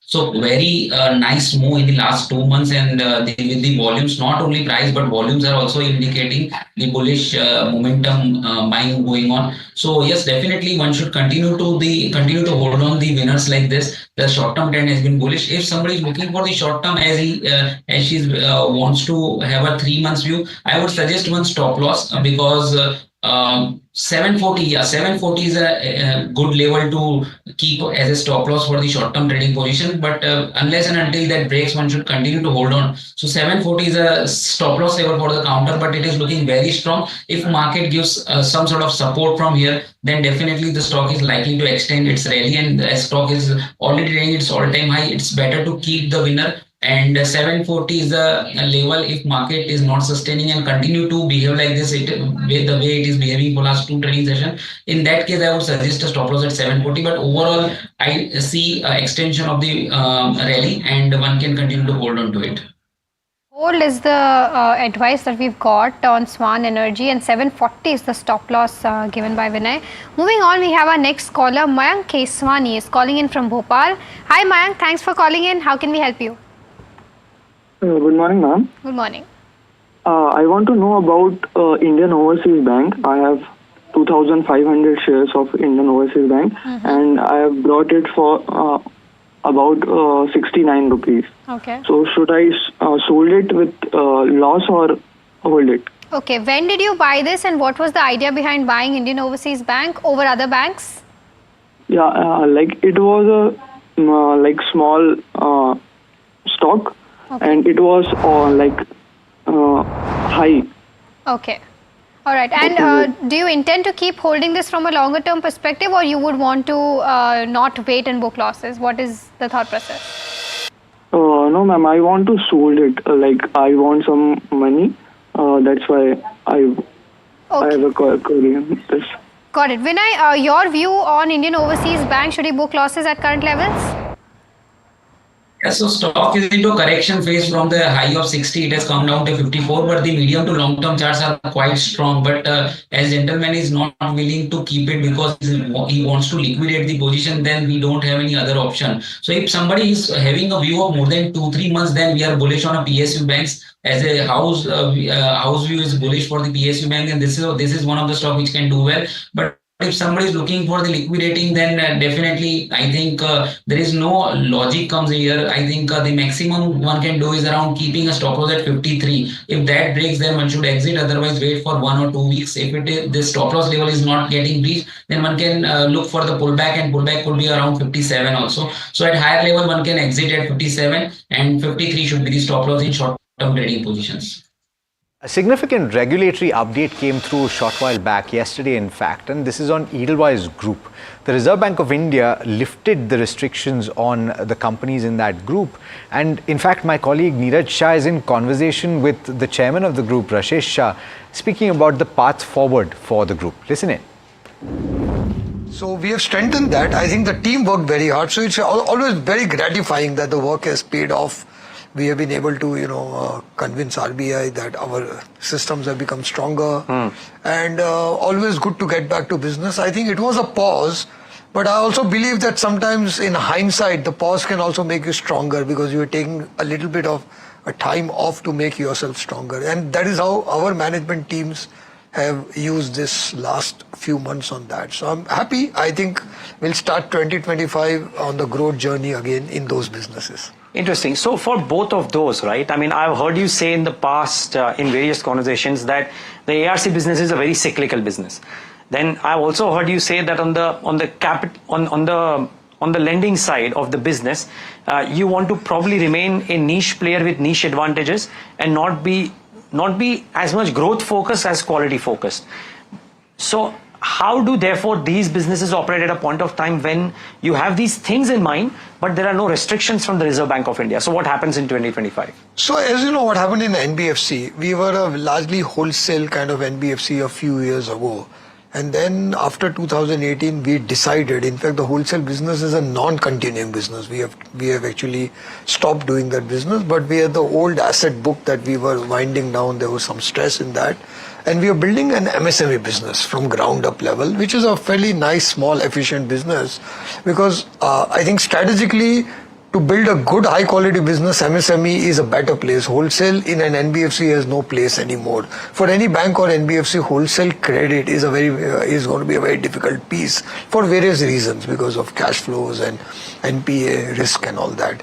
So as a result of that, last 4 years we've been winding down the wholesale book, which has come down a lot. It's come down by 80%, of the peak now. So we are in the process of winding that down, and we are in the process of building MSME. The RBI order came on the wholesale book that we can't do structured sale of the wholesale book, because we've been organically bringing it down, but we also were doing structured sales to some hedge funds and all. So RBI had some views on that, how to do that, what we can do, what we cannot do, how we can do, how we cannot do. So those we have strengthened and put that. So I think the pause was only on being able to scale back the wholesale book, which is a non-continuing business. The MSME scale-up has been going well, though in the last 5-6 months the management attention and time went all on the RBI order. So the MSME business also will start to grow. So I think if I look back the next 5 years, ECL Finance or NBFC will be, it aspires to be a very significant player in the MSME credit business. And we have done a lot of work last 5 years. We are just taking it off because once the wholesale came down, the MSME business could scale up. We were just in the process of that when this order came, so it was like a pause. But now we'll be very, very confident of taking off the MSME business. And the same thing on ARC. Our ARC also earlier bought wholesale assets. Now there are no wholesale assets. As you know, bank NPAs are down, but some retail assets are getting built up. Retail NPAs are building up. So there also we are starting to buy some retail NPAs. We'll continue to do that. Retail NPAs are smaller amounts. So acquisition cannot be 8-10,000 crores a year. It will be more than 800,000 crores a year on the retail side. But we want to be a good retail ARC player also, because retail NPAs on the recovery and all is the new expertise. If you see the last 8-10 years, they were wholesale, steel plants and cement plants and paper plants and all. That was wholesale NPAs. Now I think the focus on efficiency of recovery and resolution will shift to retail NPAs. And our ARC is focused on that. So now with this order going off, we will again, start scaling up that part of the business. Got it. So how much? So would you say that? So this is great order, but a good win. But in terms of the overall size of the pie, these two businesses will be relatively smaller to the other businesses that you would have, and therefore they may grow fast, but their overall contribution to growth will be contributing, yes, but will not be a lion's share. Would that be a fair assessment? Yeah. So if you go back in 2018, these two businesses were 85 to 90% of our profits. We had strategically also reduced because these are very capital intensive businesses, and I said in NBFC, we after 18 decided we want to be large asset based, we don't want to become 1 lakh crore. We don't have the capacity. Maybe it's a good thing, it's not a good thing, I don't know, but we don't have the capacity. If you're a large corporate house or a P promoted player and you have access to capital, cheap capital, it becomes this thing. We are a first generation entrepreneur company. Capital is always scarce for us. So going back to the drawing board and say where we can win in a niche area like MSME, within the credit. So I would think ARC and credit will not be more than 18-20% of our total pie, because in this last 5 years our asset management, our mutual fund, EAAA, our insurance business is also growing. We hope that they will break even in the next 18 months. So given that we have 3 clusters of businesses: insurance, capital market, which is asset and wealth kind of businesses, and we have credit businesses. Right, so apologies, that's the management of the Edelweiss Group. In fact, Rashesh Shah, the chairman of the group, speaking about the path forward. You can catch that entire conversation over the course of the day. We'll play it out again. You should also be able to find it on the YouTube channel. Let's go back to our questions then. And we've got several coming through. Vinay, I just want to clarify, do you also have a coverage, or do you also Can you also give us a view on futures? Futures of what? Pardon me? Titan. So on futures of Titan, on F&O, do you have a coverage on F&O? Titan, right? Yeah, on Titan. So we've got Sundar who's got a question. Sundar from Delhi is writing in, and he's got one lot of Titan, 175 shares, 3,488 is the level. What is the kind of strategy that he can employ? Yeah, so stock is into a consolidation for last 4-5 trading sessions. So it is looking strong overall. For last 1 month, it has moved well. So Titan future, December future has got strong support at 3385. Right now it is trading at 3410. So I would suggest it to hold on this counter with a future position with a stop loss of 3385, which happens to be the recent low. So keeping that stop loss, one can continue to hold.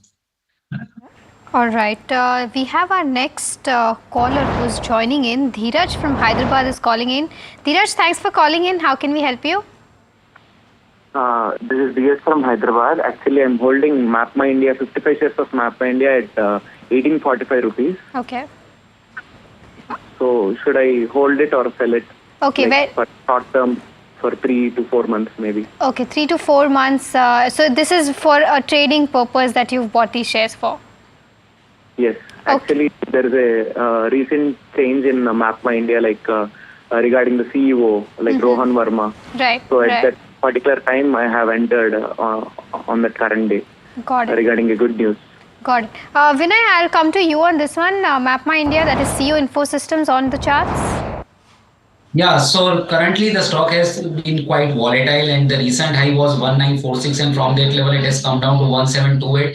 It is very difficult to trade in this kind of setup technically, but yes, the way it has moved up with the volume on 9th of December after some news, I think it is again got a chance to resume its uptrend. So currently the stock has got a strong support in the range of 1660 to 1680. This is a gap range which can act as a strong support. So 1660 should be kept as a stop loss in trading long position. And overall, I feel that the way it is moving, the positive divergence on the oscillators I can see. So there is a good chance that this will again resume its uptrend, will head towards the next level of 1950 in next 1 or 2 months. So one need to keep some positional view of 1 to 2 months, then one can definitely gain out of these positions. Okay, all right, Dheeraj, I hope that answers your question. Container Corporation of India, and this is a question coming in from Anil, who's writing in from Bengaluru, and he's looking for a long-term prospect of this. The stock is currently trading down about 7% for the years, and it's not doing too much in trade right now. On the fundamentals, Rajesh, would you buy Concor? Yes, if I have a time horizon of at least 2 years, I am buying Concor. The fundamentals are very strong, and one of the largest logistic player.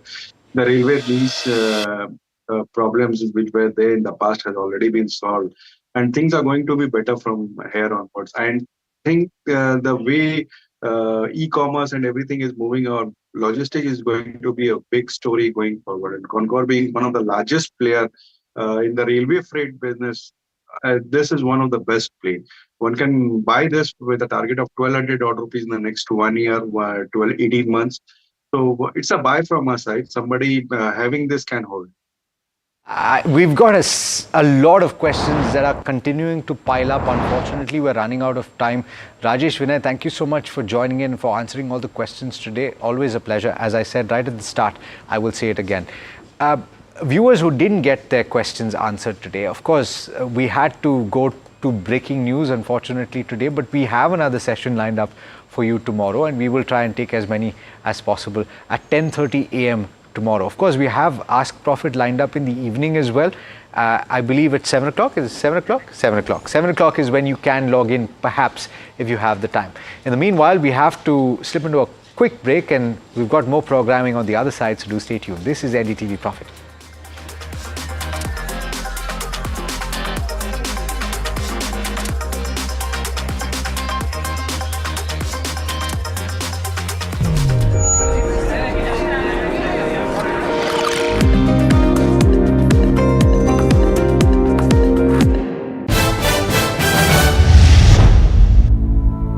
तो 2025 में Sensex क्या 1 लाख छुएगा या पार करेगा? मंगलवार को Sensex 1 lakh cross करेगा.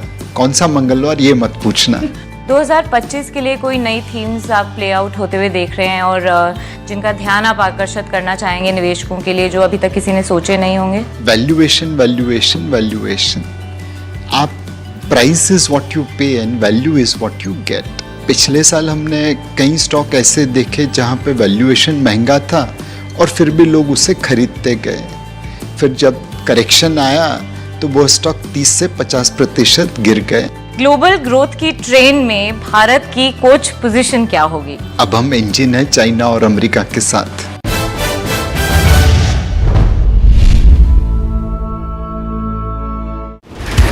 We set you up for the day's trade. 30 calls before the markets open on NDTV Profit. Jubilant Food above a 600 level on Friday. Wipro can be first trade to buy all commodities, but in that Vedanta looks good. Our experts give you the top stock ideas to prepare you for the day. ICICI Lombard stocks hit the first target. It has given a very good momentum with good volume. Don't miss the chance to make the right moves. Only on NDTV Profit, where winners are made before the bell rings.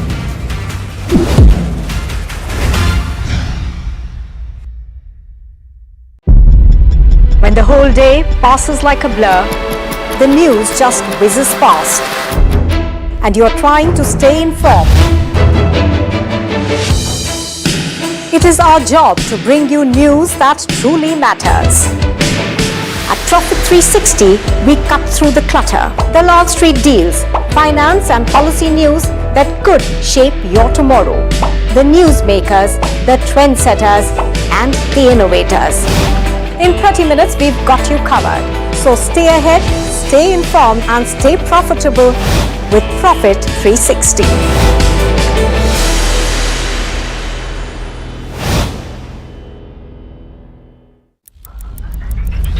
Headlines you start your day with. What matters worldwide is now in the palm of your hands. Get ready to seize the day and maximize your financial potential. Stay ahead of the curve with all you need to know on NDTV Profit.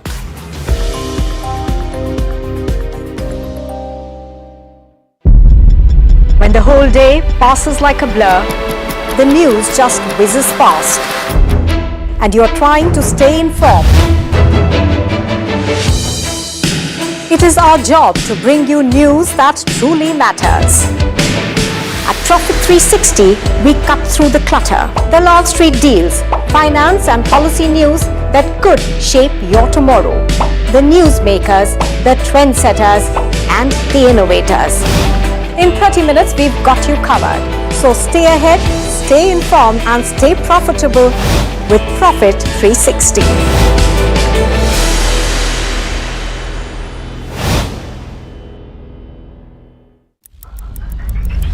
Headlines you start your day with.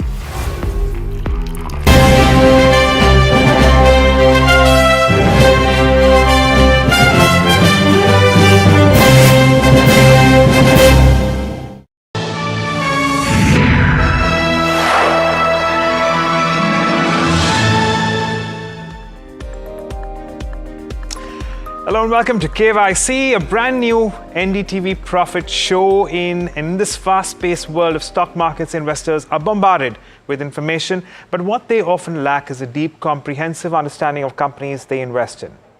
KYC, or Know Your Company, is a show designed to give you, regular investors, powerful, actionable insights into the fundamentals of a single NSE-listed company every single day. And today, we're taking up Senco Gold. Now, Senco Gold has actually seen considerable gains over the past few years. In fact, it has moved from strength to strength. This specific jewelry retailer was incorporated back in 1994. And at the moment, it is a pan-India jewelry retailer. It sells gold, diamond jewelry, as well as other precious metals in terms of its inventory too. And in terms of its stores, total stores out there are about 166. It also has about 67 franchisees. And overall, it does seem like it's on its way to the expansion path. But as we do in all the shows, well, we're going to talk about a handful of parameters here, which you could consider in terms of, bringing you about how the performance of the company has been and the kind of ratings that we here at NDTV Profit give on the various parameters. So we do consider the income statement, the balance sheet, return ratios and cash flows. And besides that, we're also considering, the shareholding pattern, among others, street credentials, in terms of how the company has done, street coverage, as well as valuations. And to help us out with these ratings, I have with me my colleague Mahima Vachrajani, who's also going to take us through, in fact, these very many parameters here. And we'll try and figure out the thumbs on these, thumbs up or thumbs down on these, and give you a final rating on the company.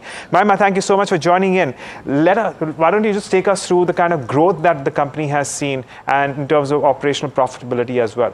Absolutely, Agam. So in terms of the income statement check, it's a complete thumbs up for the company. Yeah. Now in terms of revenue, the FY24 numbers stood at 5241 crores, and the 3-year CAGR of revenue growth has been 25%.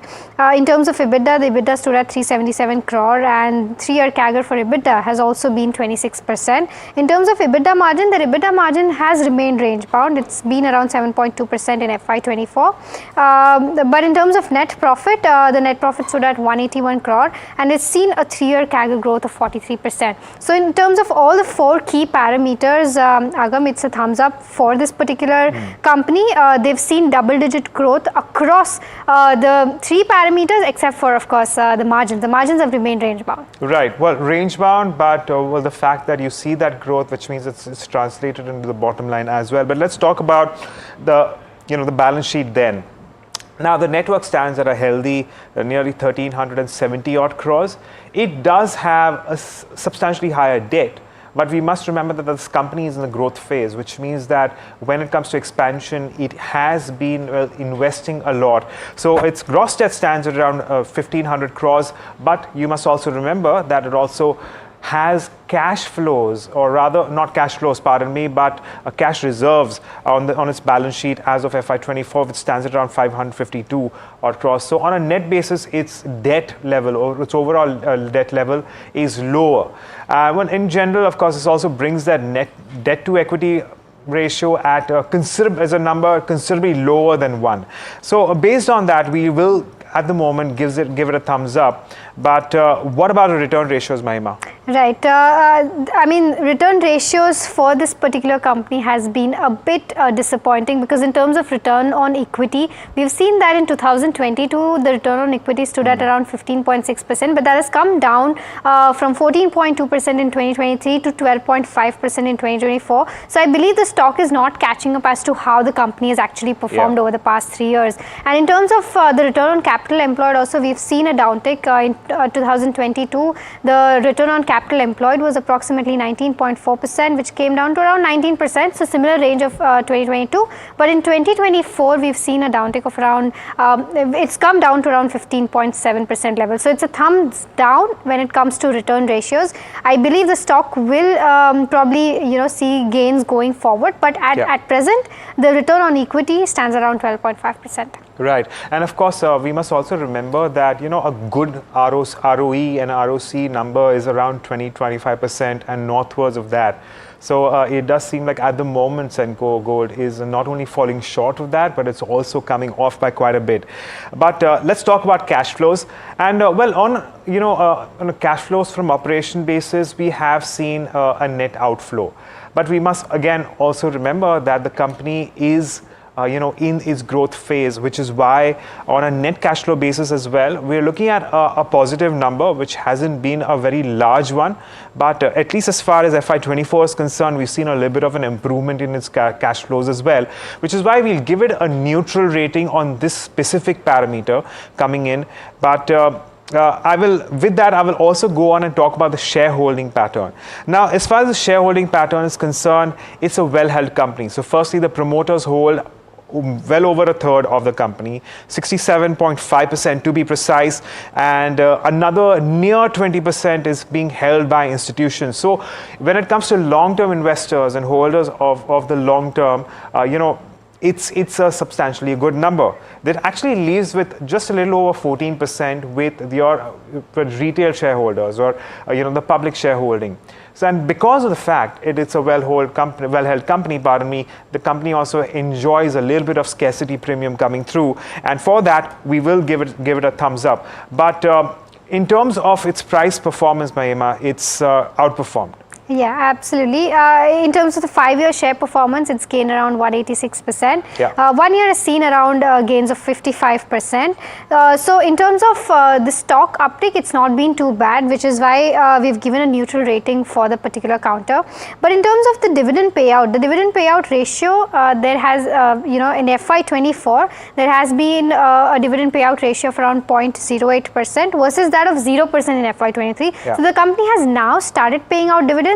But we will not see a large amount of dividend being paid out, and that is because the company right now is investing in its own growth, and we're seeing that because the company is also adopting it's been expanding in terms of store expansion as well. Right. And we've also seen that it's the only listed player which is also foraying into the lab-grown diamond space via its stores called Kaynes. So all of these expansion plans that the company has going forward also in the international markets as well, I think the money is probably going there, which is why the dividend payout ratio is low. So in terms of the street cred performance, we've given it a neutral rating. All right, well, there you have it. But that's notwithstanding the kind of staggering growth that the price performance has seen as far as the share is concerned. But what is the street making of this? Well, at the moment, the street is sanguine. So firstly, we have 6 analysts on the consensus who cover Senco Gold, and all 6 analysts have a positive rating on the company. And in fact, if you take the average of the price targets for all these analysts, that entails a 28% upside from current market levels. So that's a thumbs up as well. But there's another reason why there could potentially be why this upside seems significant is valuation. So how are valuations looking, Mahima? Absolutely. I mean, if we compare it to its peers, Senco Gold's valuation look really attractive at present. Although they're not low, but as compared to peers, the valuations look attractive. Currently, it's valued at around 49 times in terms of price to earnings. And if 2025 estimates as per Bloomberg suggest that this will go down to 37 times. And this, with respect to the peers, Kalyan has seen a significant run up, which is why the valuations of Kalyan stand at around 128 times, and going forward also in 2025 the Bloomberg estimates suggest that it will somewhere cool down to 101 times. Titan, on the other hand, though Titan is also involved in a lot of other businesses other than jewelry, but almost 75 to 80% of Titan's business comes from Tanishq, which is why we've taken it as a competitor. And Titan's current P stands at 86 times versus that of 83 times as per Bloomberg estimates of 2025. And lastly, the recently listed player, that is PN Gadgil, has current valuation of around 33 times, and it will go to 44 times. So PN Gadgil will see an uptick in terms of valuations going forward, so it will become expensive. But Senco Gold, on the other hand, will see a downtick in terms of valuation, so it will come down to 37 times in terms of PE versus that of 49 times.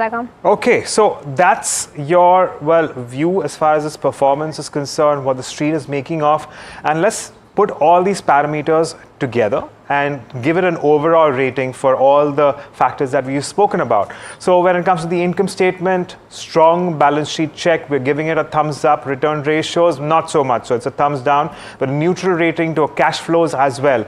In terms of other factors, again, when it comes to shareholding, very well held, so it's a thumbs up. Street credentials, well, certainly neutral here. Street coverage as well, a thumbs up along with the valuation picture. So overall, if you take the total score here, that will come to roughly 6 out of 8. So it's not a bad score at all as far as Senco Gold is concerned, given the current circumstances.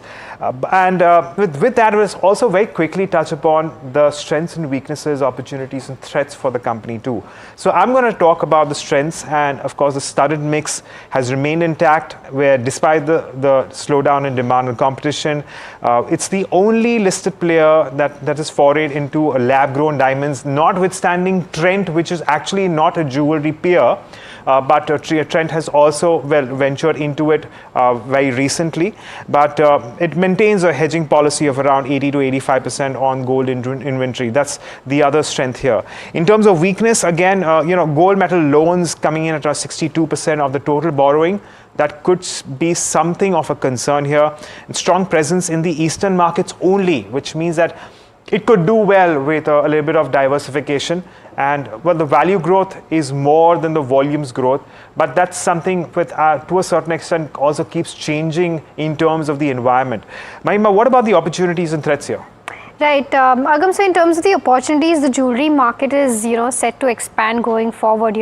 Every year we're seeing that the weddings are, the number of weddings that are taking place are outpacing the ones that took place last year. So we're seeing that the market of jewelry is going to have a robust expansion, and this will be at a rate of 15 to 16%. And Senco Gold can easily tap onto these opportunities. And the organized jewelry segment is now seeing a growth as compared to unorganized. There was a time when the unorganized space was much higher than that of organized space, but now we are seeing that the ratio between organized versus unorganized is that of 40 and 60. Right. So I think people are more, skewed towards buying jewelry, gold, diamond jewelry from the listed players, the known players, rather than going to small shops and buying gold there because of also, the kind of adulteration that is taking place. So these are the opportunities, but some of the threats, that could possibly weigh on the company could be, first of all, slowing down of urban demand. We've seen that big players like Titan have already seen that volume growth has not taken place for them in the first half of FY25. Secondly, lab-grown diamonds is kind of hindering the demand for natural diamonds. So while Senco is foraying into the lab-grown diamond space, this might kind of impact their natural diamond sales as well. And lastly, the competitive pressure though is less, but it's still coming in from the organized player. It's still a 40% of the whole market, which could possibly, pose some threat on this particular counter. Okay, so that's as far as its SWOT is concerned, but there are just a handful of more, parameters and elements that we want to include before we get the management in. So I'm going to talk about firstly the Senco Gold studded ratio for FY24 that stood around 11%, and for the first half of this FY25 that stands around 10%. So there hasn't been a big change, but it has come off to a certain extent. In terms of its average sale price, that particular ticket has moved up. In fact, it's the average sale price, has gone to around 49,000 as against 41,000 back in FY24. So that certainly is an improvement, in this period. And finally comes to the average ticket value. That again has seen a little bit of an improvement if you consider the FY24 numbers as against the first half. So the first half of FY25 stands at around little over 74,000 rupees, and for FY24 that same number stands at around 63,700. So improvement in these two parameters is something that we've seen as well.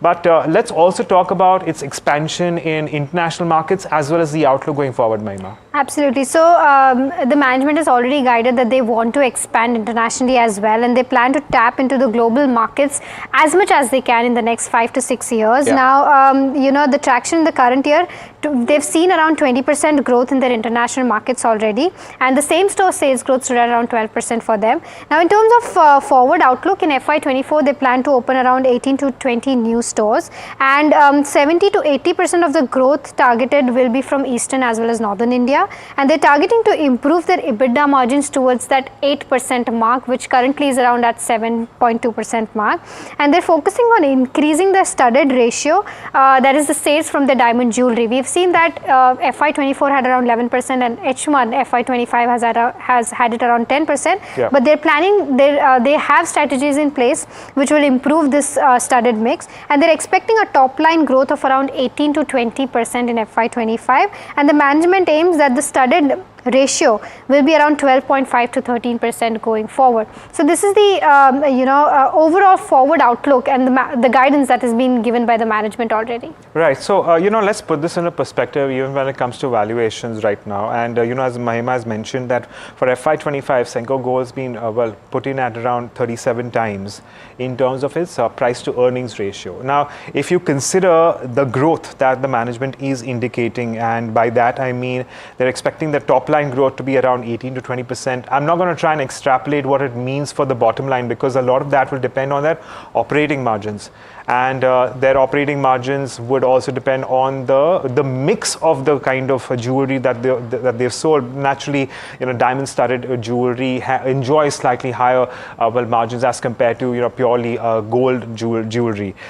But if you just were to make that assumption of around 20%, at this point in time, at 37 times, Senco Gold does look like it's going at a significant discount to a lot of its peers. Now, that's not to say that a substantially larger peer like Titan isn't growing at that rate, but there is a little bit of maturity setting in as far as Titan is concerned. Kalyan Jewellers is the other one, and that's a curious one, because while growth, again, is something that we must consider in this case, but that's trading at 100 times FY25. And again, these are retailers, and it does lie somewhere between Titan and Senco in terms of size too.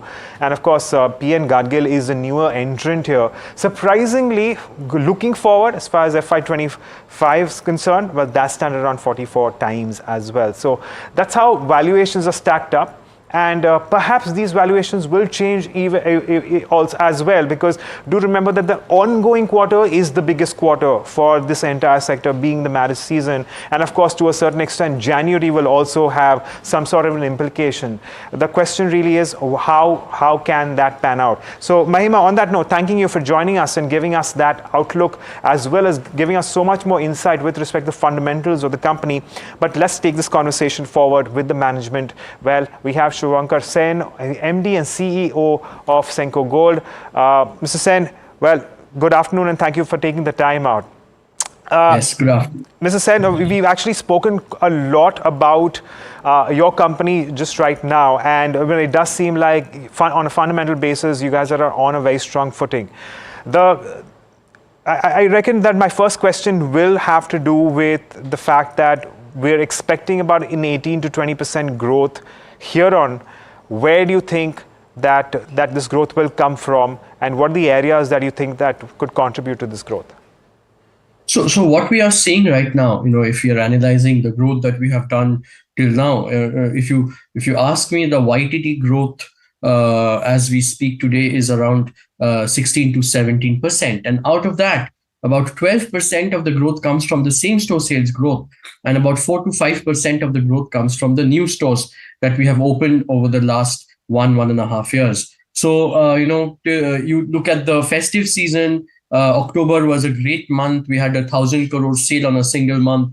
If you look at Q2, we have seen that in Q2 also, because of the duty cut that happened, we had an amazing Q2, the best ever Q2, with almost a 29% growth in the smaller tier 2-3 towns and cities. And these are the, where you see the opportunities of growth lying. And, the unorganized to organized story is something that everyone has been talking about for the last 5 years, 7 years. But actually, that growth is coming from the smaller towns. And as we expand also, we are very much aware that, we come from the eastern part of the country, and our focus for growth will be Eastern India and Northern India. East is where we already are strong. The brand is very much known, leveraging the brand, the goodwill, the marketing expenditure it's just a very natural thought process. And North is the market which I think is open for everyone to come and explore. The possibility of diamond jewelry sales are higher in the northern part of the country, because culturally they are much more, I would say, inclined to buy more diamond jewelry. So it helps with the margins also, with the stud ratio going up. So I think that geographically it is East and North. In terms of store-wise, it is the same store sales great, which same store sales growth of 12 to 13%, and the new stores 5-6%. And diamond jewelry, if you really look at it category-wise, it is gold jewelry which is driving the growth more this particular year, because customers are looking to buy more of gold with the gold prices going up. The growth in diamond jewelry has been comparatively lower. So, people are saying, okay, we'll wait for some more time. There was a lot of confusion with the lab-grown diamonds, the prices of diamonds not going up as much as gold. So I think it's going to be more of a gold-driven growth, but I'm sure next year diamond jewelry sales will pick up. Prices will go up, because now the US with the new president and the US economy looking up, the worldwide demand of diamonds will go up and the prices will go up. So this is how we would like to look at the overall picture. Right. So, well, Mr. Sen, my next question is to do with your average sales price, which has moved up considerably over the first half of this financial year. The number I have is about 49,000 rupees as against nearly 42,000 rupees at the end of FY24. Similarly, your average ticket value stands at around 74,300 at the end of the first half of this financial year, against 63,700 for FY24 by the end of that. So we are looking at significantly improved metrics here. But you're also saying that to a certain extent you are looking to convert the unorganized market, and that's what all the organized players are looking at. Do you think that there could be a little bit of moderation in the growth in both these parameters that we are talking about at the moment? No, not at all. Because see, while we call the unorganized market unorganized, let me tell you that with GST coming in and all the various hallmarking becoming mandatory, I wouldn't say that a large part of the market is unorganized. Everyone is getting more and more organized. Even the smaller jewelers are following the rules and the compliance is much more. So it's not really unorganized to organized. Yes, how you call the organized is that where we are running through more stronger software systems, more professional team members. I think that's the way to look at it, where our team strength, our capital, the strength of raising money from the banks are getting much more stronger. But the smaller jewelers are also, trying to improve their, processes and systems. But this value, it is wrong to think that unorganized is catering to a very smaller segment of customers who does not have the disposable income. No, it's not the way to look at it. The gold prices have been going up. So people are, our gold exchange, which 4 or 5 years back was 22% of the sales, have gone up to almost 31% of the sales. Yeah. So even consumers are coming with their old gold, and it is need not be that it is old gold of Senco. It could be other jewelers' old gold also coming to us. Sure. So that is one part of the change that is happening. That why the jewelry sector against the other retail sectors have been doing well is because people need not have only the money to buy. The Indian consumers are sitting on huge quantities of gold, old gold as we call it, 24,000 tons and whatever the numbers are. Yeah. So that is a great potential for future growth for all the companies. That is number one. Right. Number two is that prices have gone up. People are having the faith and belief in gold as a commodity, so they are buying it. Number three is that jewelry segment is driven by wedding jewelry sales. So if you ask me, I would say that in the last 7-8 months, wedding jewelry sales have been a major driver for the growth for everyone, which means higher ticket size items. So footfalls could have gone down because prices of gold has gone up, but the ticket sizes have gone up because people are buying wedding jewelry. So that's the reason why we have seen these numbers. Right. Mr. Sen, a final question. Actually, there's two parts to it. Firstly, your plans in the international market. And secondly, I know it's early days for lab-grown diamonds in India, but we're looking at I would say a fairly healthy, festive period and wedding season right now. What kind of traction are you witnessing here? So the international market will have a very calibrated approach. We've opened our first store and office in Dubai, and that is with the thought and the vision that it will act as a platform to expand into your US and Europe and other parts of the world through our franchisees, partnerships, looking for collaborations. But that will happen over a period of 3 to 4 years. I'm not seeing that something drastic happening in the coming 1 year or so. We'll also keep learning, looking, but we can also see that our fellow jewelers, a lot of brands are opening and expanding rapidly in the international market. So we'll observe what they are doing and we'll also accordingly follow over the coming 2 to 3 years. That is with international market. And as far as lab-grown diamond jewelry is concerned, we've opened 4 or 5 stores of lab-grown diamond jewelry. We intend to open 3 to 4 stores more. And we are looking and closely observing what the consumers are kind of wanting. The ticket sizes there is 30, 40, 50,000 rupees. So it's very much like the ticket size that we deal with. And we are having a separate identity. We've created a separate subsidiary company which is focusing on lab-grown diamond and other accessories like leather and perfume. So we are creating a lifestyle kind of a branding, and that's how we want to take it forward as a design house. So that's the plan with lab-grown diamond. All right. Well, Mr. Sen, we leave it at that. Thank you so much for joining us and giving us so much more clarity with respect to the kind of strategy that you guys are going to implement going forward and the kind of expectations that we can, in fact, have from the company looking in. But on that note, we are completely out of time on this edition of KYC. Don't go anywhere. Lots more lined up. Stay tuned, and we will be right back.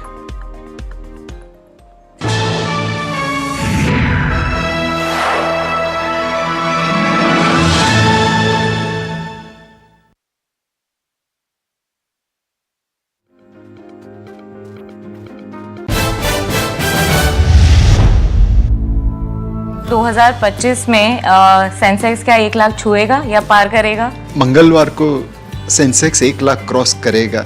कौन सा मंगलवार, ये मत पूछना। 2025 के लिए कोई नई थीम्स आप प्ले आउट होते हुए देख रहे हैं और जिनका ध्यान आप आकर्षित करना चाहेंगे निवेशकों के लिए, जो अभी तक किसी ने सोचे नहीं होंगे? Valuation, valuation, valuation. आप प्राइस इज व्हाट यू पे and value is what you get. पिछले साल हमने कई स्टॉक ऐसे देखे जहां पे वैल्यूएशन महंगा था और फिर भी लोग उसे खरीदते गए।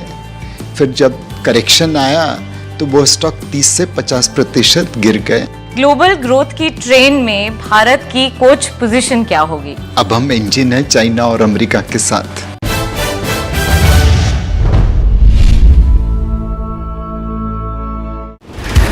We set you up for the day's trade. 30 calls before the markets open on NDTV Profit. Jubilant Food above a 600 level on Friday. Wipro can be first trade to buy all commodities, but in that Vedanta looks good. Our experts give you the top stock ideas to prepare you for the day. ICICI Lombard stocks hit the first target. It has given a very good momentum with good volume. Don't miss the chance to make the right moves. Only on NDTV Profit, where winners are made before the bell rings.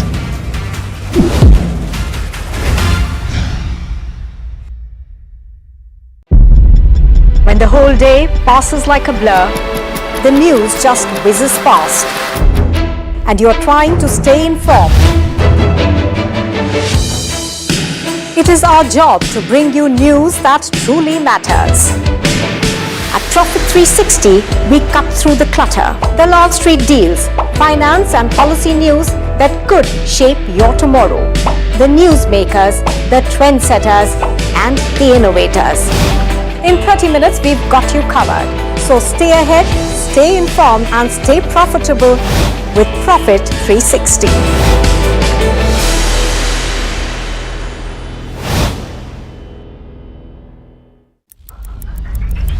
Headlines you start your day with. What matters worldwide is now in the palm of your hands. Get ready to seize the day and maximize your financial potential. Stay ahead of the curve with all you need to know on NDTV Profit.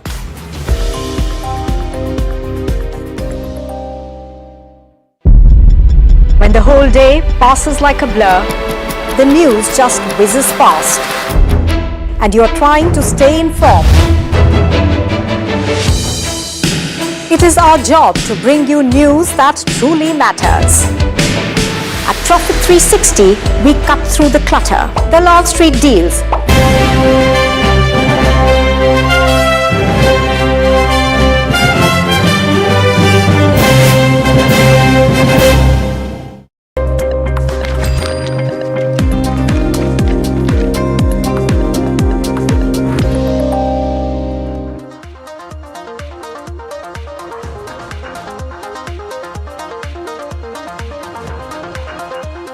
Hello and welcome to Hot Money. I'm Hiral Dadia and with me is Varsha Chandani.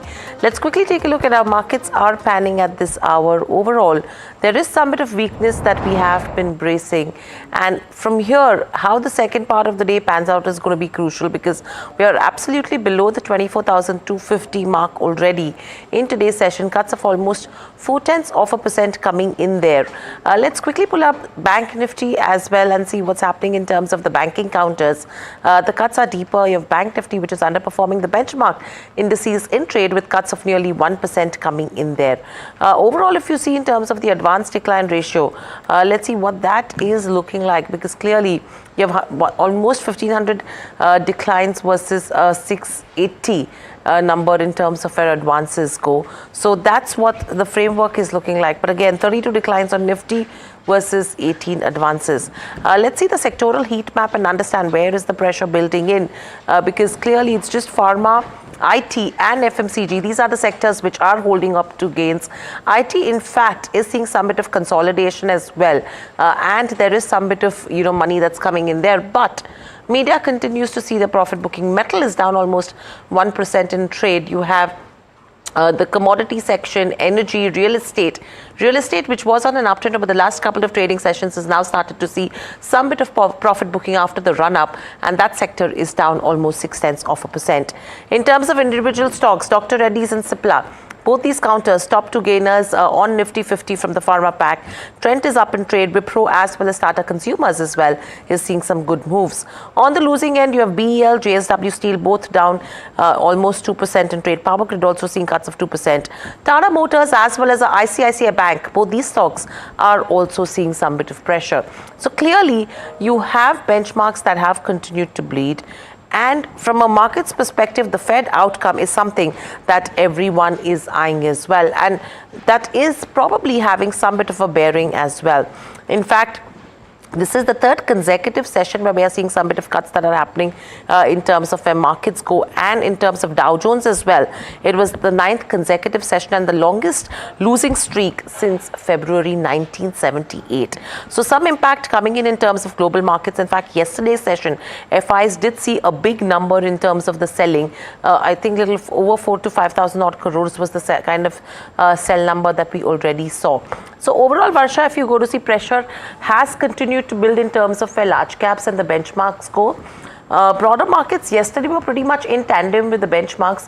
What is the picture looking like today? Actually, here broader markets are also in pressure today. So if you see mid-cap 150 is down like 0.3%. Now, the losses are led by Piramal Enterprises, where there's a reason for that. Jefferies has a negative outlook on Piramal Enterprises, while NMDC, Poonawalla FinCorp, Ashok Leyland, and a lot of shipping companies like Mazgaon, Cochin are in pressure today. Well, let's talk about the gainers in mid-cap. So you have KPR Mill, Mankind Pharma. A lot of pharma companies are gaining today. Mankind Pharma yesterday came out with a fundraise of rupees 3,000 crore, and Lupin, Oro are actually seeing gains of about 2 to 3%. While if I talk about in financial space, pretty much good outlook when it comes to financials also. Coming to small cap 250, again the losses are being led by you have PVR Inox, JBM Auto, Karur Vyasa, while gainers here include EID Parry, Radico Khaitan, Craftsman Auto, Quest Corp. Like Quest Corp, actually Antique has initiated a buy call with 50% upside, while K Fintech is also in gainers list on the back of Jefferies note. So absolutely. In fact, a lot of other stocks also to add to your Varsha's list is Akzo Nobel. 8% is the kind of up move that we are seeing with regards to Akzo Nobel. So the paint theme with Akzo Nobel, let's pull up a Berger Paints as well as Asian Paints, Indigo. Let's see what all of them are doing in trade as well, because that's going to be an interesting theme that probably could play out from here on. If we can just have all the paint companies on the screens as we speak, because we were still with K Fintech. Apart from that, you have EID Parry also, which is seeing some smart moves in today's session. 6.5% is the kind of up move that we are seeing. Craftsman is up around 4.5%. Radico Khaitan is also up almost around 4% in trade. On the losing end, few other names, Wabag, we'll be talking about Ashapura Mindchem, NMDC, PVR, Inox on the back of the F&O ban has been trading under pressure today. In fact, second consecutive session where PVR Inox is down and about in trade. So these are a few of the stocks that we're looking at, but let's quickly head across to the key themes for today. Number one, amalgamations and JVs are in focus, on the back of which we'll talk about Sanghi Industries, Pena Cement, Ambuja Cement, as well as few of the other names, which is Celicor Gadgets, as well as EPAC Durable. These are stocks that will be in focus on theme one. Right. So, on theme two, we will be talking about the China stimulus benefits, how the Indian chemical sector. Varsha will take us through all of those in today's session. Well, right. Even, we are going to talk about the stock of the day, which is, Vaktek Wabag, and also order wins. We are also going to talk about the order wins that today will be in focus. After this, the other ones are brokerages of the day. 3 brokerages, 3 stocks in focus today. On number 6, you have Corporate India's land deals that will be in focus. Whether that is to repay debt or is it an acquisition or sale of a land parcel from a real estate perspective. And you have MobiKwik that listed almost a 80-85% uptick. How does it fare against a Paytm? That's the war we are going to talk about. And SEBI clarifies on stricter norms for ODIs and FPIs. But does this really impact the Indian markets at large? That is going to be key. But first, let's welcome in our guest as well, G. Chokalingam, founder and MD at Economics Research. Welcome to the show, Mr. Chokalingam. Before I come across to you, the first key aspect that we're discussing today is with regards to amalgamations that are happening.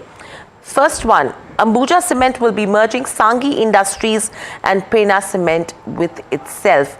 Let me get in my colleague Mihika, who will tell us more as to what's happening, who benefits, and what's the advantage out of this. Mihika, over to you. Thank you for that. I'll start off with regards to how much Ambuja Cement does have stake in the two companies. It holds 58.08% of Sanghi Industries and it fully owns Pena Cements. Now, in terms of what the deal entails for the shareholders, well, 12 shares of Ambuja will be issued for every 100 shares held in Sanghi Industries, and Ambuja will also pay 321.5 rupees per share for every 1 share of Pena Cements. Now, the deal completion is expected to happen in the next 9 to 12 months. Up next, why the merger? Well, it helps in streamlining the organizational structure and also allows for simpler compliance requirements for corporate governance. It also makes the company more competitive and efficient, and it would help increase liquidity for Sanghi Industries shareholders, which is right now a very illiquid small to mid-sized cap company. And shareholders will also benefit from the added capacity as the Adani Group takes on the consolidation theme in the cement industry. Now, as of the latest, the Ambuja Cement's consolidated capacity post the Pena as well as the Orient Cement acquisition stands at 97 million tons per annum. It targets 104 million tons per annum operating capacity by March of 2025 and a 140 million tons per annum consolidated capacity by the end of FY28. Lastly, the combined market share and geographical strength, when you talk about Ambuja Cement, at North, the capacity shares at 24%. Central is the lowest at 8%. West is the highest at 25%. South, which is where the latest, its acquisition targets have been in, is at 24% now. And in the East, it lies at 19%. Right, so this is going to be an interesting one to watch out for. Mr. Chokalingam, let me come to you with regards to this deal. How are you looking at it and the stocks? Certainly, long-term outlook looks good for Ambuja Cement. Though the GDP growth has slipped down in the current and recent quarter, I'm pretty confident that FY26 onwards, we will be back to 7% growth. That should be positive for all the cement leaders, including Ambuja Cement. So therefore, one can hold. In case it corrects, one can add also. And again, this consolidation of small companies with Ambuja Cement also opens up more opportunities for the small cement space, particularly the ones which are located in South India, and also trades at a very cheaper valuation. When I say cheaper valuation, all these deals have happened at $80 to $100 per ton. So there are a couple of companies which are available at even $40, $45 per ton. So along with Ambuja Cement, I would also recommend KCP Limited, which has got a very attractive cement business, and it has got a lot of land bank near Adani Port in Chennai. So I find that as a deep value stock. apart from suggesting Ambuja Cement, I would suggest KCP Limited. Right. Thank you for that. But Mika, we do have other stocks which are in focus. You have likes of Cellcore Gadgets, EPAC, and also Minda Corp. So what's buzzing there?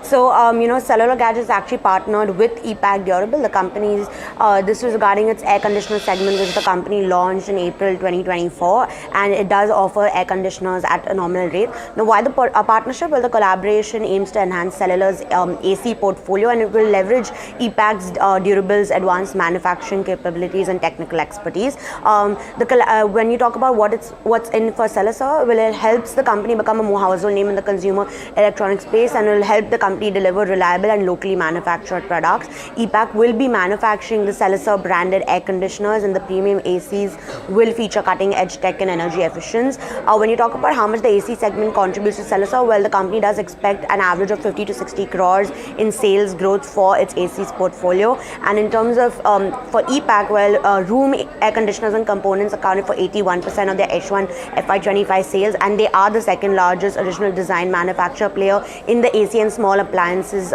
space with a market share of around 24%. Lastly, just to give viewers a little bit of context, Cellular's top income or top line stood at around 425.7 crores in H1 of FY25, which posted a 46% year-on-year growth. Margins stood at 6%. It did see a 20 basis point improvement, and net profit stood at 14.6 crores, which was up 61% on an annual basis. Thanks, Mika, for getting us the details. So that's with regards to Cellcore Gadgets and EPAC. EPAC being a bigger player. Mr. Chokalingam, how are you looking at both these counters? Cellcore, though, is a smaller, probably a SME company, but big aspirations with regards to where the consumer space goes. I would give Cellcore on EPAC. The stock has already tripled. September results are not great, and there is a slowdown in the consumption of durables in many cities. So considering all this, I think one can use this opportunity, good news, to book profit in EPAC. Okay, so that's with regards to where EPAC Durable goes, as well as Cellcore Gadgets. Let's just pull up a Cellcore Gadgets on the screens and see what the stock has done so far. I don't think so we have the stock right now, but EPAC has seen an interesting journey as well so far. But moving on from this theme, the third theme that we're talking about today is with regards to the chemical stocks. In fact, a good run-up is what we've seen in terms of the chemical space, and that has mainly been fueled by the hope that Chinese companies may actually stop or pause dumping into the Indian markets, as they've announced a stimulus, and this is what is expected to boost their economy. So the demand for the chemicals that they are dumping into India is going to increase in China, and that will augur well for Indian companies as well. So you have the likes of a DCM, Shriram, Gujarat Alkalis, and more. Varsha is standing by to get us more. Varsha, what would this actually mean, and how big a benefit could this be? Because today you're seeing some bit of profit booking that's coming in with regards to chemical names. Yes, Hiral, but in last 5 days we've seen chemical stocks like Deepak Nitrite, likes of Clean Science and Navin Fluorine were actually buzzing. Now this was on the back of China announcing their stimulus plan. So what is actually happening in China? China has announced a huge stimulus plan of $1.4 trillion. Now this is to boost up their economy, and also following a loose policy next year to make the borrowing easier. Now why does this matter to Indian chemical companies? One is, if China will give stimulus, a huge stimulus, that will boom up their economy, and because the demand of the chemicals in China will increase, then China will actually stop dumping those chemicals in India. So technically, in short, less competition for Indian chemical companies. But let's see what is actually China dumping. What are those important chemicals that China has been dumping? And with regards to that has been affected to our Indian chemical companies. So few of the chemicals which are actually dumped by China is, one is caustic soda. Then you have likes of acetic acid, soda ash. Actually, acetic acid has declined almost 9%, which is negative for GNFC, but positive for like the likes of Lakshmi Organics and Jubilant Pharma. Now, because acetic acid has been used raw material for this company, but GNFC has the end product acetic acid, which is again negative for that. Then if you see soda ash has declined almost 6%, which is negative for companies like Tata Chemicals. Then the toluene is actually down 3.7% month on month, which is actually negative for GNFC. So all these chemicals prices, if you see, are down, have declined month on month and year on year. The reason for this, because China has been dumping this chemicals since 1.5 years, and this is the reason we are seeing the financials of Indian chemical companies go down. There's been degrowth in the revenue, there has been pressure in the margin because of all the dumping China has been doing. Now, the good news is, because of this stimulus policy, and if China announces more stringent policies for Chinese economy, then the fact is that the China will stop dumping those products in India, and maybe we can see some kind of light of growth in Indian chemical companies. Right. Thanks, Varsha, for getting us the details. So that's the chemical sector as a whole. Mr. Chokalingam, basis was what Varsha has taken us through. How are you looking at the space? Because there has been a recent run up. Today you're seeing some bit of profit booking that's coming in. What would you advise? Yeah, very interesting insight to capture this. I just want to add only two thoughts here. One is that, still Europe is struggling on its growth. And the chemical sector in India depends on the European economy also. And second, most importantly for many of these Indian chemical companies, the caustic soda business is likely to come under tremendous pressure. A lot of companies already started making losses, and the significant improvement may not come, because in the recent Chemical Weekly conference on chemical industry, they have expressed a lot of apprehension about caustic soda, because the capacity of caustic soda industry in India is expected to go up by almost 30% next 1-2 years. So that is going to be very negative. However, it's a very interesting thing. The products you have mentioned, for example, TDI and acetic acid, yeah, I agree with you. These are all import substitutes. And China coming, announcing this stimulus would improve the local demand there. And therefore, the GNFC would be a major beneficiary of this theme.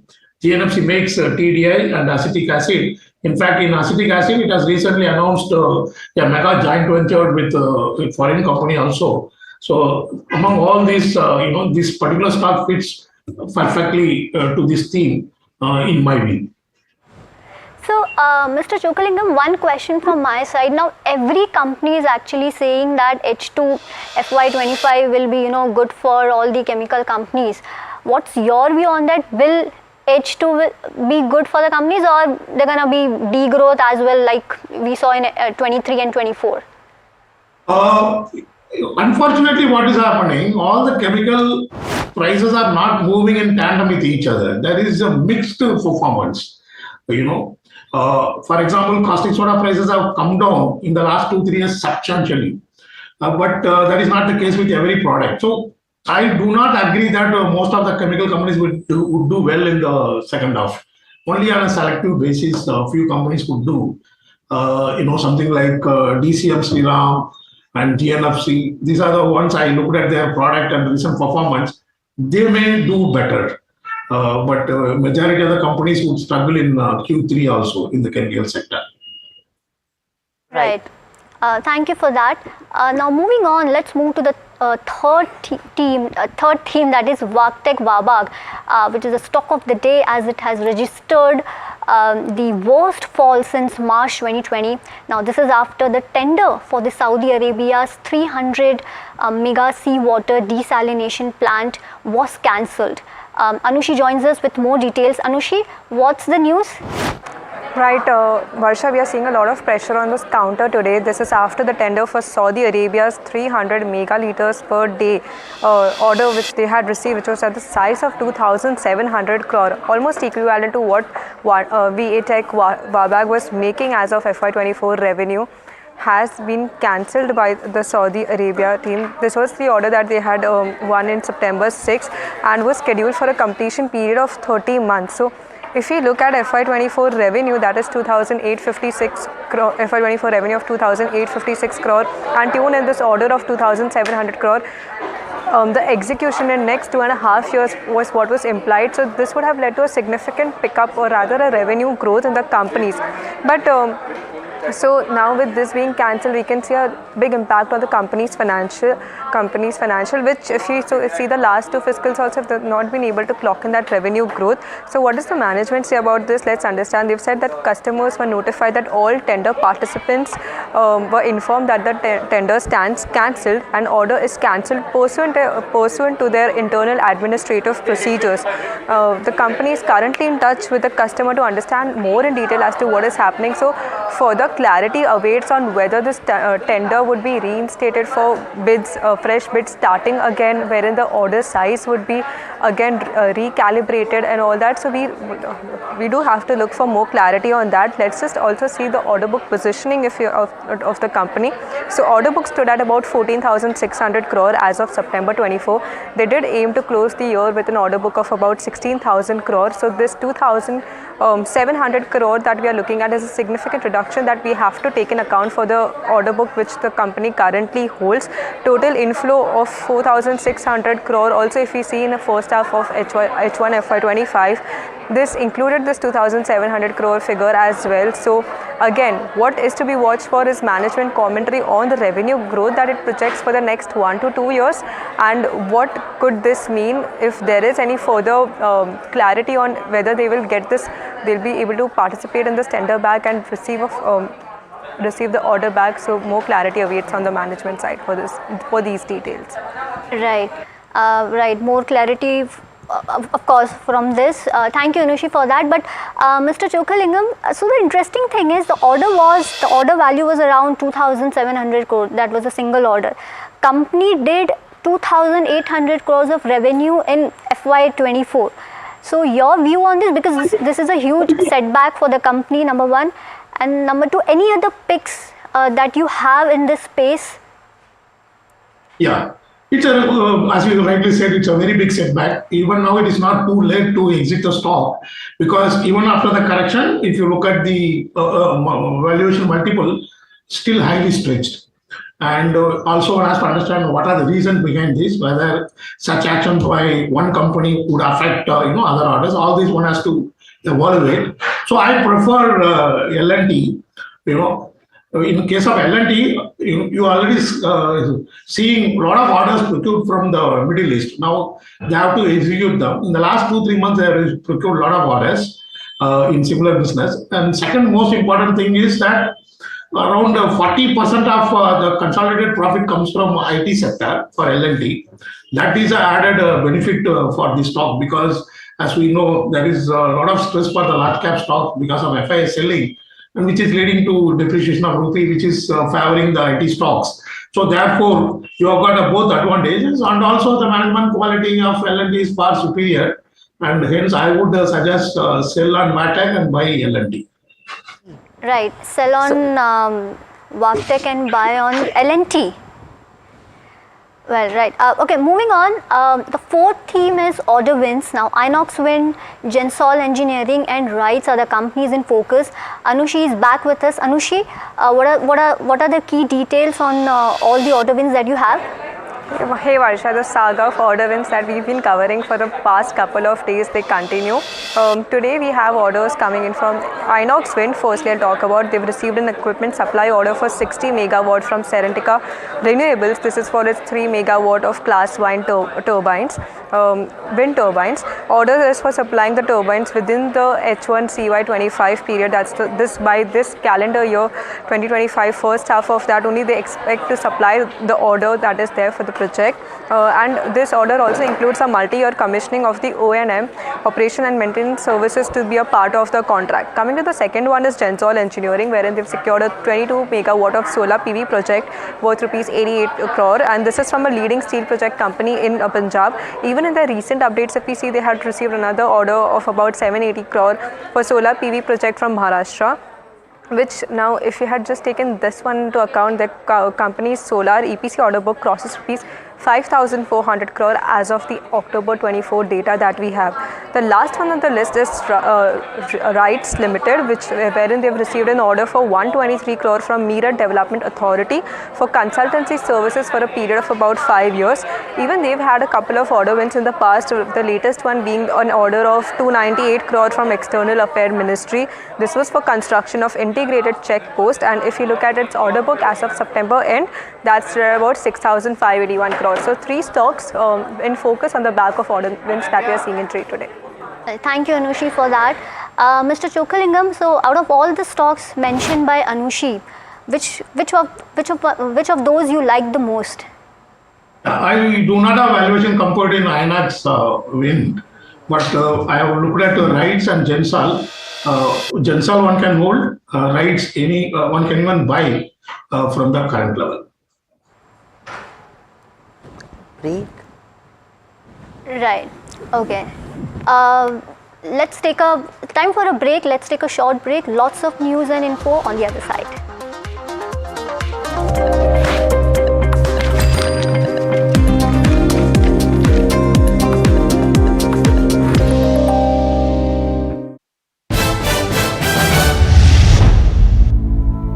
दो 2025 में Sensex क्या 1 लाख छुएगा या पार करेगा? मंगलवार को Sensex 1 lakh cross करेगा। कौन सा मंगलवार ये मत पूछना। 2025 के लिए कोई नई थीम्स आप प्ले आउट होते हुए देख रहे हैं और जिनका ध्यान आप आकर्षित करना चाहेंगे निवेशकों के लिए जो अभी तक किसी ने सोचे नहीं होंगे? Valuation valuation valuation. आप प्राइस इज व्हाट यू पे and value is what you get. पिछले साल हमने कई स्टॉक ऐसे देखे जहां पे वैल्यूएशन महंगा था और फिर भी लोग उसे खरीदते गए।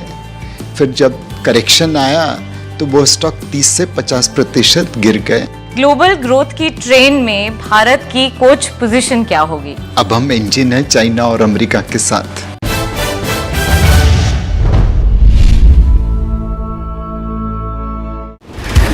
We set you up for the day's trade. 30 calls before the markets open on NDTV Profit. Jubilant Food above a 600 level on Friday. Wipro can be first trade to buy all commodities, but in that Vedanta looks good. Our experts give you the top stock ideas to prepare you for the day. ICICI Lombard stocks hit the first target. It has given a very good momentum with good volume. Don't miss the chance to make the right moves.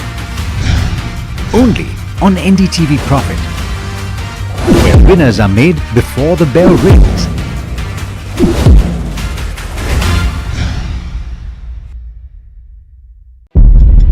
When the whole day passes like a blur, the news just whizzes past, and you're trying to stay informed. It is our job to bring you news that truly matters. At Profit 360, we cut through the clutter. The Wall Street deals, finance and policy news that could shape your tomorrow.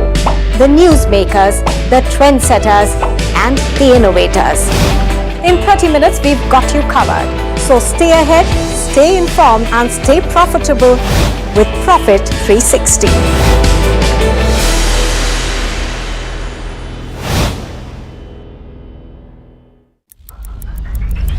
Headlines you start your day with. What matters worldwide is now in the palm of your hands.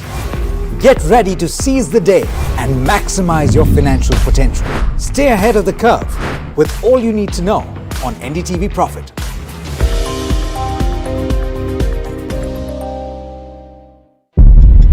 When the whole day passes like a blur, the news just whizzes past, and you're trying to stay informed.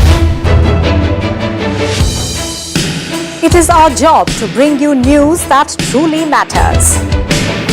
At Profit 360, we cut through the clutter. The Wall Street deals, finance and policy news that could shape your tomorrow. The newsmakers, the trendsetters, and the innovators. In 30 minutes, we've got you covered. So stay ahead, stay informed, and stay profitable with Profit 360.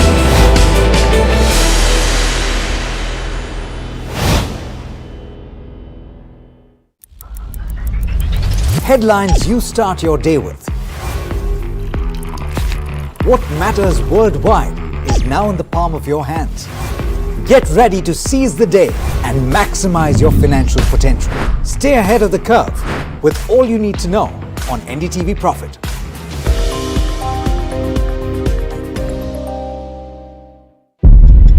When the whole day passes like a blur, the news just whizzes past, and you're trying to stay informed. It is our job to bring you news that truly matters. At Profit 360, we cut through the clutter. The Wall Street deals, finance and policy news that could shape your tomorrow. The newsmakers.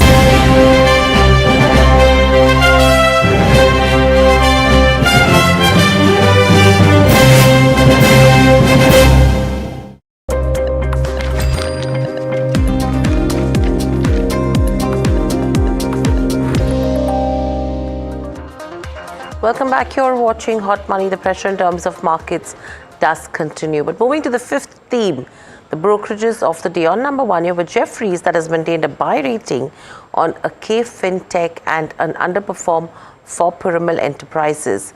Both these stocks, if you see Piramal Enterprises under pressure, K FinTech seeing gains of 2.5%. But let's look at K FinTech first. Rucha, my colleague, joins us to tell us more. Rucha, what is Jefferies betting big on?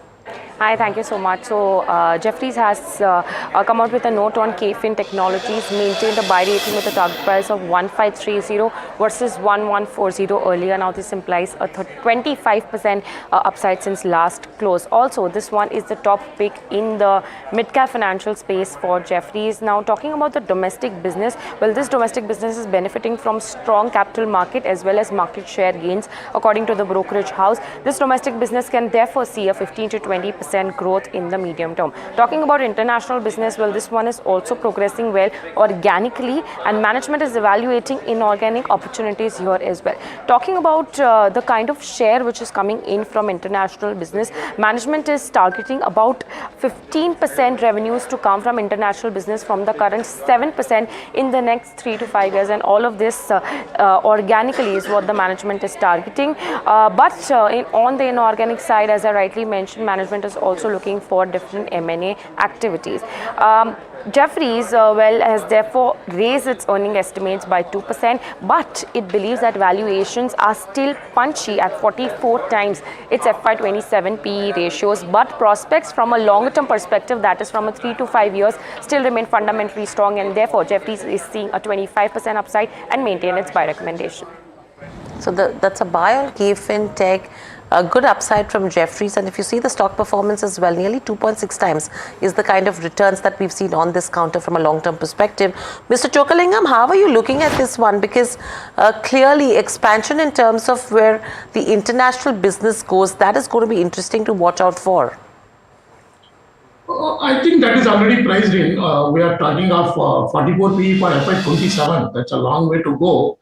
And if you look at the institutional holding, particularly foreigners holding, it's very substantial in the stock. And if you see last 1 month, many stocks where the FIs had a big considerable stake in their selling, now some of these stocks have become a big victims. I'm not saying like FinTech will fall badly, but the potential risk is there when the valuation company is not there. Whenever you find such a huge institutional holding. So I would better, wait for, right opportunity in KFin Technology. Staying with brokerages, Jefferies has maintained underperform rating on Piramal Enterprises. Mika joins in with more details. Mika? Thank you for that. So Jefferies has actually a negative outlook on Piramal Enterprises. The brokerage has maintained its underperform rating with a target price set at 820 rupees, which implies over a 30% downside potential for the stock. Now, the company's return on assets and equity is set to stay below the 1.5% and 6% mark over FY25 and FY27, and Jefferies believes that the company could see some near-term pressure on their net interest margins. Furthermore, the improvement in their return on assets and the OPEX reduction could be only gradual in nature. Now the bearish views comes up after a management meet, and the key takeaways from what Jefferies got from the management. First of all, management expects their legacy assets under management to reduce to below 10% of their total AUMs by March 25 versus 12,000 crores as of Q2. They also expect their retail AUM growth to be moderate further, but already stay healthy at 25 to 30% in FY25. They do indicate that the lending environment has become tougher, and management has also stated that the credit cost for the growth business will inch higher in the near term. Right. Thank you, Mika, for that. Mr. Chokkalingam, your view considering company to see some bit of pressure on net interest margins? Yeah, I agree with Jeffrey's call. I think it's a good sell now. One has to understand the fact that within the financial services segment, the competition has got intensified in the last 3 to 5 years. So, the POC banks have consolidated. Now they are posing tough competition. You already have a private sector banks like ICICI, HDFC. Now, on top of these two segments, you have got a small payment bank, small finance companies becoming a bank, even some of the cooperative banks becoming a bank, then a lot of fintech companies. Then new leaders like Poonawalla. So the whole financial service segment has expanded with many new layers of competition. On top of it, the lending for both the financial service company and banks have come down substantially in the current fiscal as compared to FY24. So considering all that, I would vertically shift down the valuation multiple for many NBFCs, including Piramal Enterprises, and therefore I would give a sell call on this. Right, a sell call coming in with regards to Piramal Enterprises from Mr. Chokkalingam as well. But moving on, there are a couple of land deals that have happened with regards to India Inc. Let's pull up two names that we've seen. One is the Fermenta company, which is Fermenta Biotech. Strong ones gains on this counter, and they're selling their commercial office premise in Worli, Mumbai. This is for a consideration of around 40 crores. Now, real estate is one part of their business, a lot of other segments that they are present in as well. If we can just have the stock price with regards to Fermenta Biotech from a long-term perspective and see how the stock has performed. And with this, another one is Aditya Birla Real Estate. They've in fact acquired a land parcel in Boisar, and this is for around 104 odd crores. So again, this is an acquisition that's happening from a real estate perspective. How are you looking at both these counters, Mr. Chokkalingam? Yeah, for Fermenta Biotech, 40 crore is very insignificant considering the current market cap. Yes, Aditya Birla Real Estate long term, it's a good stock to consider. If somebody wants to play on land bank in Mumbai, I may be biased because we also have invested. The only stock which I am extraordinarily bullish is Nesco, sitting on 70 acres of land bank on Goregaon Highway. And as per their presentation, almost 80% of the land, the expansion can happen. And further, they have gone into Andhra to expand the facility management related to infrastructure. So all this give me a lot of confidence, and also sitting on a huge cash of close to 1,600 crore, apart from the land bank. So that's the one stock I have been very bullish for the last 3 to 5 years. Thank you for that. So let's move to the theme 7. The Paytm wallet war. Paytm is much ahead of MobiKwik in terms of monthly active users, revenue, and even merchant base. Harsh joins in with more details. Harsh, tell us who is ahead in what parameters and what to watch out for going forward. And I think we just have an audio issue slightly with Harsh so far, Varsha. We will get Harsh on the details, but it's interesting to see how MobiKwik has listed in today's session. Let's just pull up a MobiKwik on the screens and see what's happening. There you go. 86 to 87% is the kind of uptick that we are seeing in terms of debut day. And that's the interesting part to watch out for in spite of Paytm being ahead on that front. Key things that we are going to watch out for over here is in terms of where the monthly active users go. MobiKwik, in fact, Paytm this year has given returns of almost 57 to 56%, though it was a downer post-listing. But what happens with MobiKwik is going to be interesting to watch out for. Overall, if you see in terms of the valuation, that is going to be an interesting aspect that Harsh is going to cover for us as well. overall, if you see in terms of MobiKwik, it is profit making itself in FY24, right? So that's going to be an interesting part.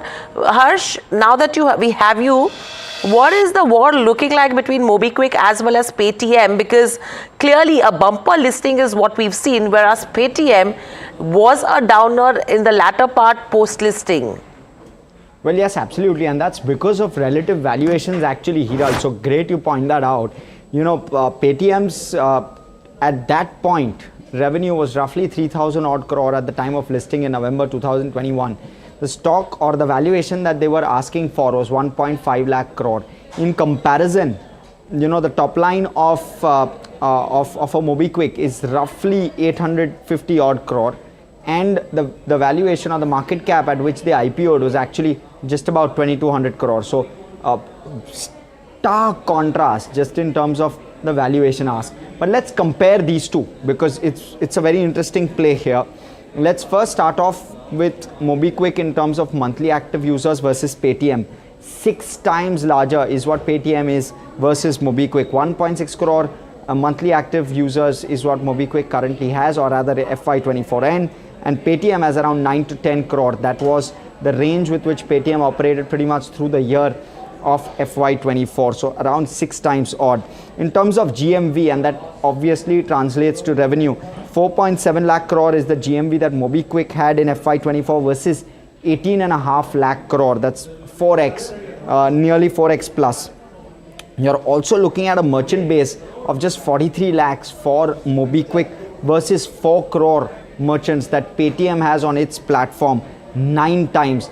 It also cross-sells other products to merchants like sound boxes, which generate revenue as well as allows Paytm access to those merchants to give them card machines, etc., which helps with regard to financial services and revenue. Overall, you're looking at top line, therefore, of 875 crores for MobiKwik, even though Q1 has been very strong for MobiKwik. So we'll have to factor in very strong growth in FY25 versus 10,000 crore for Paytm, where growth is largely going to be muted this year given all that's been happening on the regulatory front. 11 times more on the revenue count is Paytm versus MobiKwik. That might shrink by a sharp margin in this year, likely. EBITDA margin 4% for MobiKwik versus negative 9% for Paytm. I'm not looking at contribution margin, I'm not looking at adjusted EBITDA, I'm looking at pure EBITDA. This is the FY24 EBITDA number. Market cap currently, you're looking at 3,900 crore of market cap as of right now for MobiKwik versus 65,000 crore for Paytm, 16 times larger Paytm in terms of market cap. And that just goes to show that if top line were to shrink, top line difference were to shrink 11 times currently, were to shrink sharply, then you will well see price to sales also shrink for MobiKwik versus Paytm. Paytm currently at 6.5 times will largely be stable, but MobiKwik at roughly currently at 4.5 times price to sales. That may shrink given that you will see very, very strong growth on the top line. Currently trading at 280 times price to earnings, nearly, is MobiKwik. Paytm, of course, doesn't have any profit, and therefore P metric won't really work there. Right. Thank you, Harsh, for the details. Mr. Chokalingam, now we've seen good listing in MobiKwik. Now, should investors still buy? Is valuation still attractive? Yeah, valuation is not attractive because there is no positive bottom line for Paytm. As your colleague said, 280 times for other stock. But still, we are all traditional, analysts. If we say sell also, the stock may go up because a lot of youngsters like, these kind of new age digital business. So therefore, I would say that those who are willing to take, some kind of high risk and who look for a quick return, the Paytm could be sell and MobiKwik could be a buy. But personally, I do not initiate, buy recommendation on any of these new age companies. Right, that's going to be an interesting take, Mr. Chokalingam, that we are watching out for. But moving on, you have Vishal Mega Mart that has delivered a stellar listing. Let's just pull up the stock on the screens. There you go. 40% is the up move that we are seeing currently. An interesting stock to watch out for amongst the three that listed today. Let's in fact head across to Gunender Kapoor, MD and CEO of Vishal Mega Mart. Gunender, firstly, congratulations on the spectacular listing. Thank you very much indeed. And if you just give me a second, I would like to take this opportunity to thank all the investors who joined the Vishal family today. We are deeply grateful to them and welcome them into our family. You know, I mean, on the back of the thanks that you've given to the investors, I would like to take an opportunity to ask you, hopefully these listing gains continue from a business perspective as well for the viewers. So, just to share with you some numbers, over the last 3 years, we've delivered 26% CAGR on our revenue, 25% CAGR approximately on our EBITDA, and 50.9% CAGR on our PAT. And so we have a good track record, and we are very optimistic about the future as well. So Gunender, one question I have over here is, in terms of the numbers that you just spoke about right now, is that something that will continue, or you're expecting something better than that as well if you have to look at the next 3 years? I won't be able to give any specific guidance, but as I mentioned, we are very optimistic about the future. And I can only add one more point, that even in the first half of this year, we've had a revenue growth of 19% and a same-store sales growth of 12.5%. So in terms of the growth, your concentration comes in specifically with regards to North India. East India, South India, West India, all of them probably total up to what comes from North. Is there going to be a change in strategy on that front now, taking into consideration the expansion plans? So I would submit to you that we are present in every state and very concentrated in North and East. We are at the moment expanding into South. As we speak, we have a very large number of stores in Karnataka, Andhra Pradesh, and Telangana, and we are expanding into Kerala. After that, there would be just one state left for us to cover in South, which is Tamil Nadu. If we come to West, we are currently present in Rajasthan, and we have a very deep and strong presence there. And the two states which are left for us to cover are Gujarat and Maharashtra. So if you look at the country, we are expanding into Kerala, and then there are 3 more states where we have to expand, and we hope that that will happen in the near future. Apart from that, Gunender, asset-light model is the way for you, right? Now, taking that into consideration, how are you able to maintain, the quality aspect in terms of the products, because you're absolutely reliant on third-party vendors? So, like most other retailers, we also source from third-party long-term vendors. And we work with some of the very best quality vendors across all our businesses. And all the work regarding quality and product development is done jointly with the vendors. We are very proud of the quality of products that we sell to our customers. In fact, we believe that our customers deserve the very best quality because they spend a significant part of their discretionary income at our store. So it makes it our responsibility to be extra careful and focused on the quality, and we take that very seriously. But I would submit to you that most of the retail companies work with third-party vendors because we have a very wide and large range of SKUs across clothing and general merchandise and FMCG. Right. Overall, if you see from a business perspective, let's say from today, what's the milestone, or what's the next milestone that as a company that you want to achieve? Sorry, as a target that we wish to achieve, I won't be able to give you a specific number there, but as you saw in the first half of this year also, we've continued our growth journey. We've achieved double-digit same-store sales growth. And I must quickly add, this has happened across all our 3 businesses, clothing, general merchandise, and FMCG. And based on this experience, we remain optimistic about the future. Yeah. And overall, from a consumption perspective, you are seeing some bit of weakness across, right? What would you have to say? Because rural, the recovery is probably slightly coming in. Urban absolutely is a downer right now. So what is your take? So we've seen some softness in demand, and it's been I can only say that it's been there, and we've seen the GDP numbers, of course, for the last quarter, which to some extent confirm that. But as I mentioned, we've continued to grow our business at double-digit same-store sales growth. So yes, we are constantly monitoring the challenges that our consumers and customers face and fine-tuning our offering to them to ensure that our products, while very aspirational, remain affordable for our customers. So that's going to be an interesting journey to watch out for from here as well. So that's a 39 to 40% upside. Thank you so much, Guninder, for joining us on the show, and congratulations once again for the stellar listing. And probably investors are in for an upside from here on, taking into consideration the growth aspects that Guninder has mentioned so far. So that's with regards to the consumption space. But moving on, my colleague Niyati Bora caught up with Nilesh Shah of Kotak Mahindra AMC and asked him about his outlook on markets for 2025 and his takeaways from 2024. Let's listen into a snippet of this exclusive conversation, and you can catch the entire discussion today at 6 p.m. on NDTV Profit. Let's listen in. एकदम simple भाषा में कहे, बाकी लोगों ने self goal किए, हमने नहीं किए।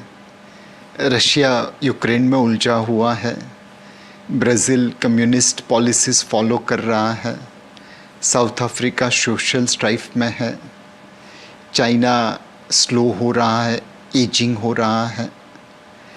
ये सारे माहौल के अंदर हम अपनी ग्रोथ की गाड़ी के ऊपर आगे बढ़ रहे हैं। इलेक्शन का साल था, लोगों ने सही तरीके से नतीजे दिए, तो एक कंटिन्यूटी भी बनी रही। हमारे आसपास के नेबरहुड में देखिए, एक के बाद एक कंट्री किस तरह से तबाह हो रहे हैं, उसके बीच में अपनी गाड़ी तो अच्छी चल रही है। तो मार्केट के लिहाज से सर क्या सबसे अच्छा परफॉर्म किया आपके अकॉर्डिंग? एसेंशियली एक साल का व्यू लेना सही नहीं होगा। बहुत स्टॉकों ने अच्छा रिटर्न दिया, कुछ ने खराब भी दिया, बट आपके पोर्टफोलियो में सालाना क्या हुआ वो मत देखिए। आपने 5 साल 10 साल के लिए निवेश किया है तो उतनी होराइजन साथ में रखिए।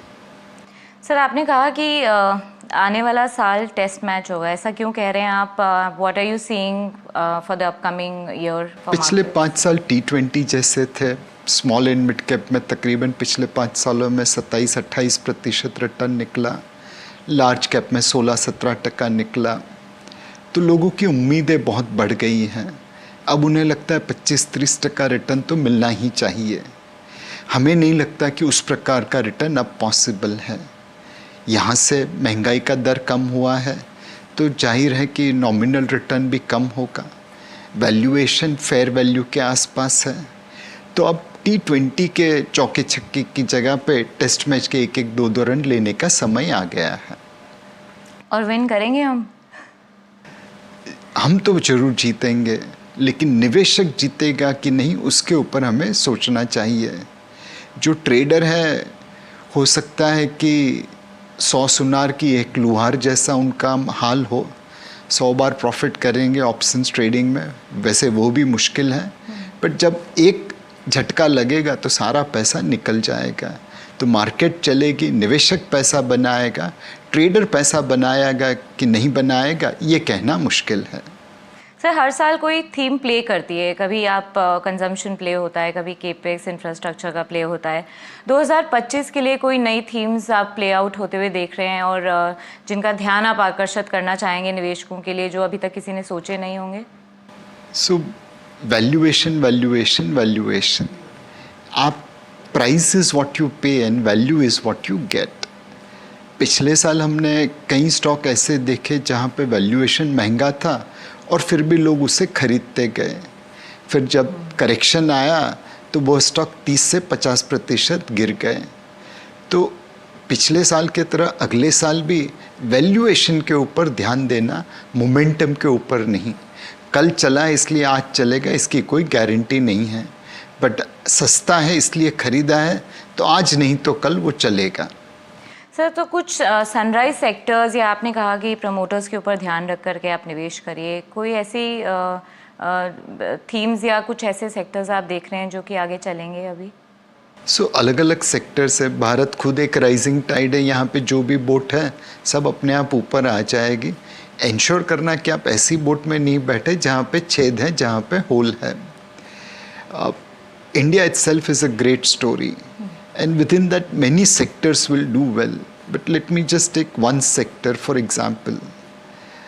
The world is moving towards automation and robotics, and today we don't have technology कि हम खुद अपने robots बना पाए. But every robots requires engineering components, precision parts, and we have capability to make those precision parts. So any company which is going towards manufacturing of precision parts, engineering parts for robotics will be at similar level where IT companies were in late 90s, early 2000, where generic pharma companies were 2 decades back. This is a huge opportunity, and precision engineering companies making components for robotics could be a one good sector to look at. Sir, तो इसमें AI का कितने बड़ी भूमिका होगी? या क्या हम तैयार हैं उस चीज़ के लिए अभी? AI में हम उतने पीछे नहीं है जितना इंडस्ट्रियल रिवॉल्यूशन में थे। जब 18वीं सदी में इंडस्ट्रियल रिवॉल्यूशन आया तब तक हम अंग्रेज के गुलाम थे, और उन्होंने कभी वो इंडस्ट्रियल रिवॉल्यूशन का हमारे वहाँ पे उस तरह आने नहीं दिया।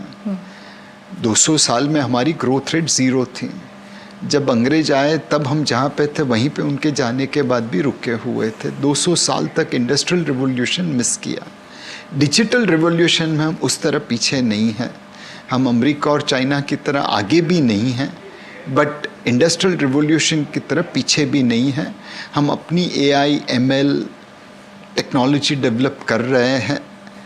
हो सकता है कि हमें इसमें और निवेश करने की ज़रूरत हो, बट अमेरिका और चाइना छोड़ के दूसरे देशों के सामने दुनिया के हम रीजनेबल कंपटीशन में हैं।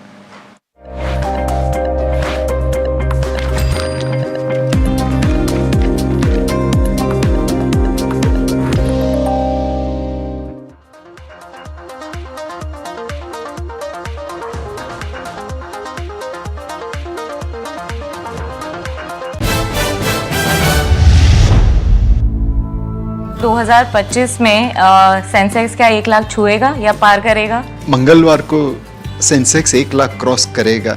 कौन सा मंगलवार ये मत पूछना। 2025 के लिए कोई नई थीम्स आप प्ले आउट होते हुए देख रहे हैं और जिनका ध्यान आप आकर्षित करना चाहेंगे निवेशकों के लिए जो अभी तक किसी ने सोचे नहीं होंगे? Valuation, valuation, valuation. आप प्राइस इज व्हाट यू पे and value is what you get. पिछले साल हमने कई स्टॉक ऐसे देखे जहाँ पे वैल्यूएशन महंगा था और फिर भी लोग उसे खरीदते गए। फिर जब करेक्शन आया तो वो स्टॉक 30 से 50% गिर गए। ग्लोबल ग्रोथ की ट्रेन में भारत की कोच पोजीशन क्या होगी? अब हम इंजन है चाइना और अमेरिका के साथ।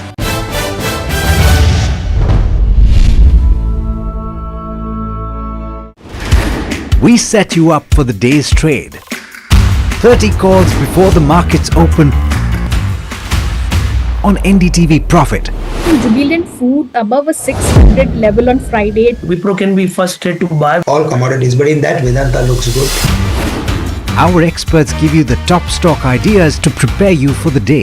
ICICI Lombard stocks hit the first target. It has given a very good momentum with good volume. Don't miss the chance to make the right moves. Only on NDTV Profit, where winners are made before the bell rings.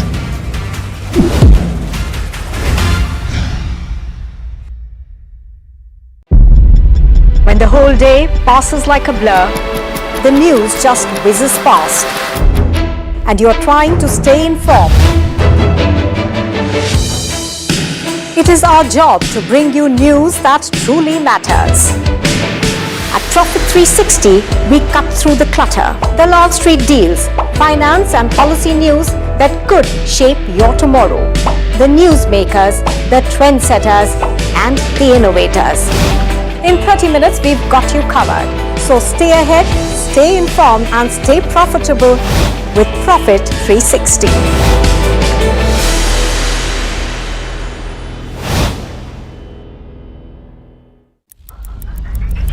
Headlines you start your day with.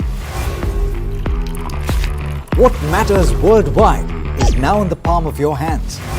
Get ready to seize the day and maximize your financial potential. Stay ahead of the curve with all you need to know on NDTV Profit.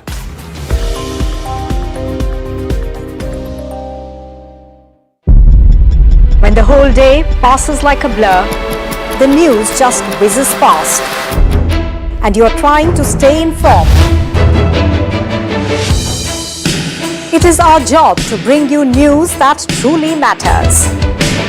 At Profit 360, we cut through the clutter. The Wall Street deals, finance and policy news that could shape.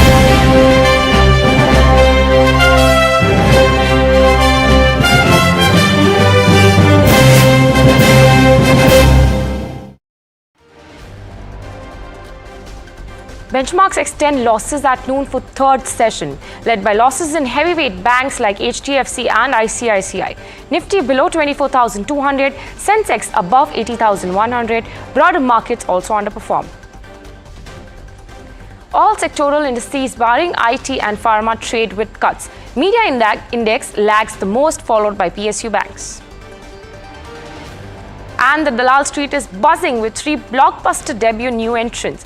Vishal Mega Mart lists at 33% premium, whereas MobiKwik debuts at 58% premium. Sai Life Science lists at a premium of 18%. Sanghi Cement cracks further on news that Ambuja Cement will merge the company and Penna Cement within itself, making way for consolidation. Meanwhile, RBI has lifted restrictions on Edelweiss companies. In a mega exclusive, the Edelweiss companies group co-founder Rashesh Shah tells NDTV Profit that such instances make the company stronger.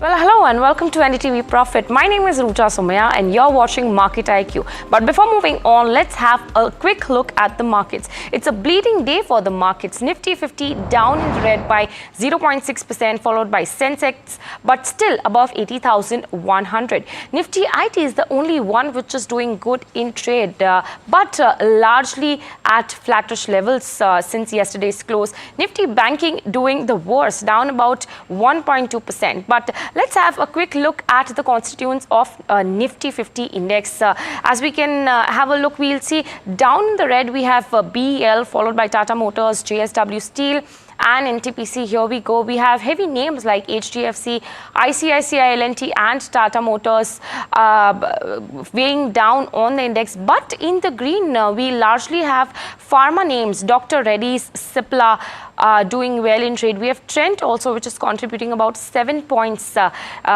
towards the positive of the index. Let's move on to talking about constituents of Bank Nifty. This one is also bleeding in trade. Losses are actually led by Federal Bank, PNB, Bank of Baroda, and it is only IDFC First Bank, as we can see on our screens, which is up around 2.5% in trade today. Nifty IT, well, is doing well. If we can pull up the constituents, we'll see that most of the, actually it's a 50-50 kind of ratio over here. Most of the mid-cap names are down in the red. LTI Mindtree followed by LTTS, Emphasis and Persistent. Infi is marginally in the red. Well, big names like Wipro, HCL Technologies, Coforge, which has done really well in the calendar year 24, is also up in the green. But if we can quickly pull up the advance and decline ratio of the market today, we'll see that the market is skewed towards the declines. Here we go. Declines levels of around 1627, advances just about 500 over here. And if you can then move on to a few stocks which are buzzing on the back of news, we have V8 Tech Bag, which is down about 11% after the tender order of 2,700 crore has been cancelled for the company. Remember, the revenue itself is at about 2,600 crore for the company. So there is a big thumbs down for V8 Tech Bag. But some positive news are around Sonata Software, which is launched in AI power testing automation, but the stock is not doing well in trade because it is down about 1.2%. Another stocks which I want to highlight are Edelweiss Financial Services, where RBI have lifted restrictions, but still the stock is not doing well in trade. It is down about 3%, even though the news are positive for the company. Lastly, I would want to highlight LIC Housing Finance. Citi retains buy with 40% upside, down about 1.5%. Lastly, some of the few recent listed names: Vishal Mega Mart, which was an 8,000 crore issue, listed at a premium of around 33% on the NSE. As we can see, yes, up 41%. A stellar debut is what we can see over here, followed by Sai Life Sciences, 3,000 crore issue size over here. This one is also doing well in trade. And lastly, one MobiKwik Systems listed at around 60% premium to the issue price. The issue was about 572 crore, largely via fresh issue. Well, yes, 85% up is what we can see on the MobiKwik. So, pretty happy day for the newly listed names. But let's shift focus to V8 Tech Bag, which is down about 11%. Just months after the company secured a massive contract worth 2,700 crore rupees from Saudi Arabia, the tender has been unexpectedly cancelled. My colleague Anushi joins in with more details on this one. Anushi, over to you. I'll just give the size and how important this was for the company. So we'll break down the whole order for the company. Now, the order was from Saudi Water Authority for about 2,700 crore, and this was for a 300 MLD mega seawater desalination plant in Saudi Arabia. What has happened is now this tender stands cancelled, with customer notifying that all tender participants said that tender stands cancelled due to their internal administrative procedures. Company is currently trying to get in touch with the customer to understand more in detail as to what is the future of this development which is to take place. So a lot more clarity awaits for this. But if we take the order value in size, is kind of a significant order that we're looking at. 2,700 crore. FY24, the revenue was almost at that size, and this was to be executed in the next 2.5 years. So a strong growth opportunity for the business when it was supposed to be executed in the next 2.5 years.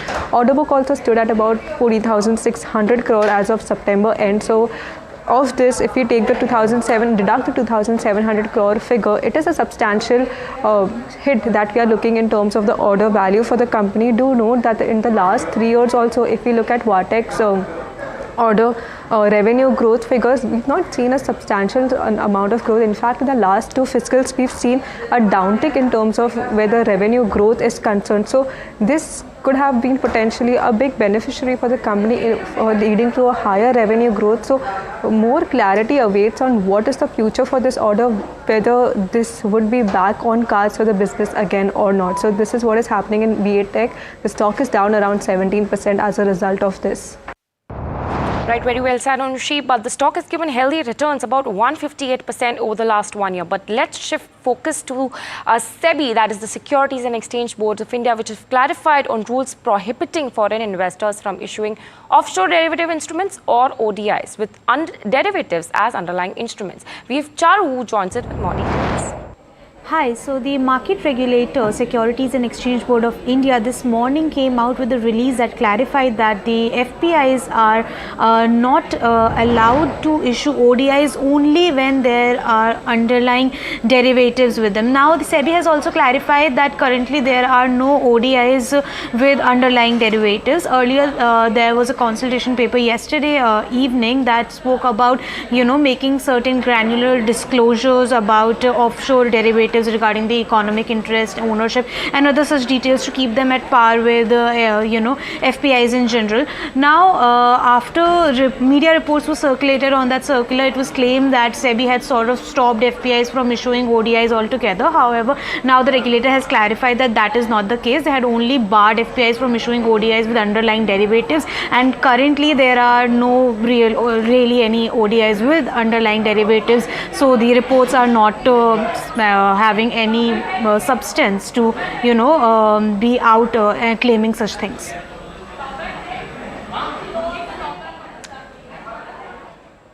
Right.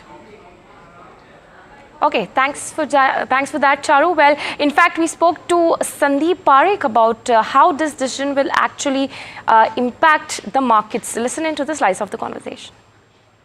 It will be cumbersome. So, if you remember a few months back, SEBI kind of put in again, it's probably around August or something like that. SEBI kind of brought in all these norms saying that FPIs which invest in kind of narrow-based, to only 2 or 3 stocks, have to disclose the last human being or the last, like we always call it, the beneficial owner, ultimate beneficial owner.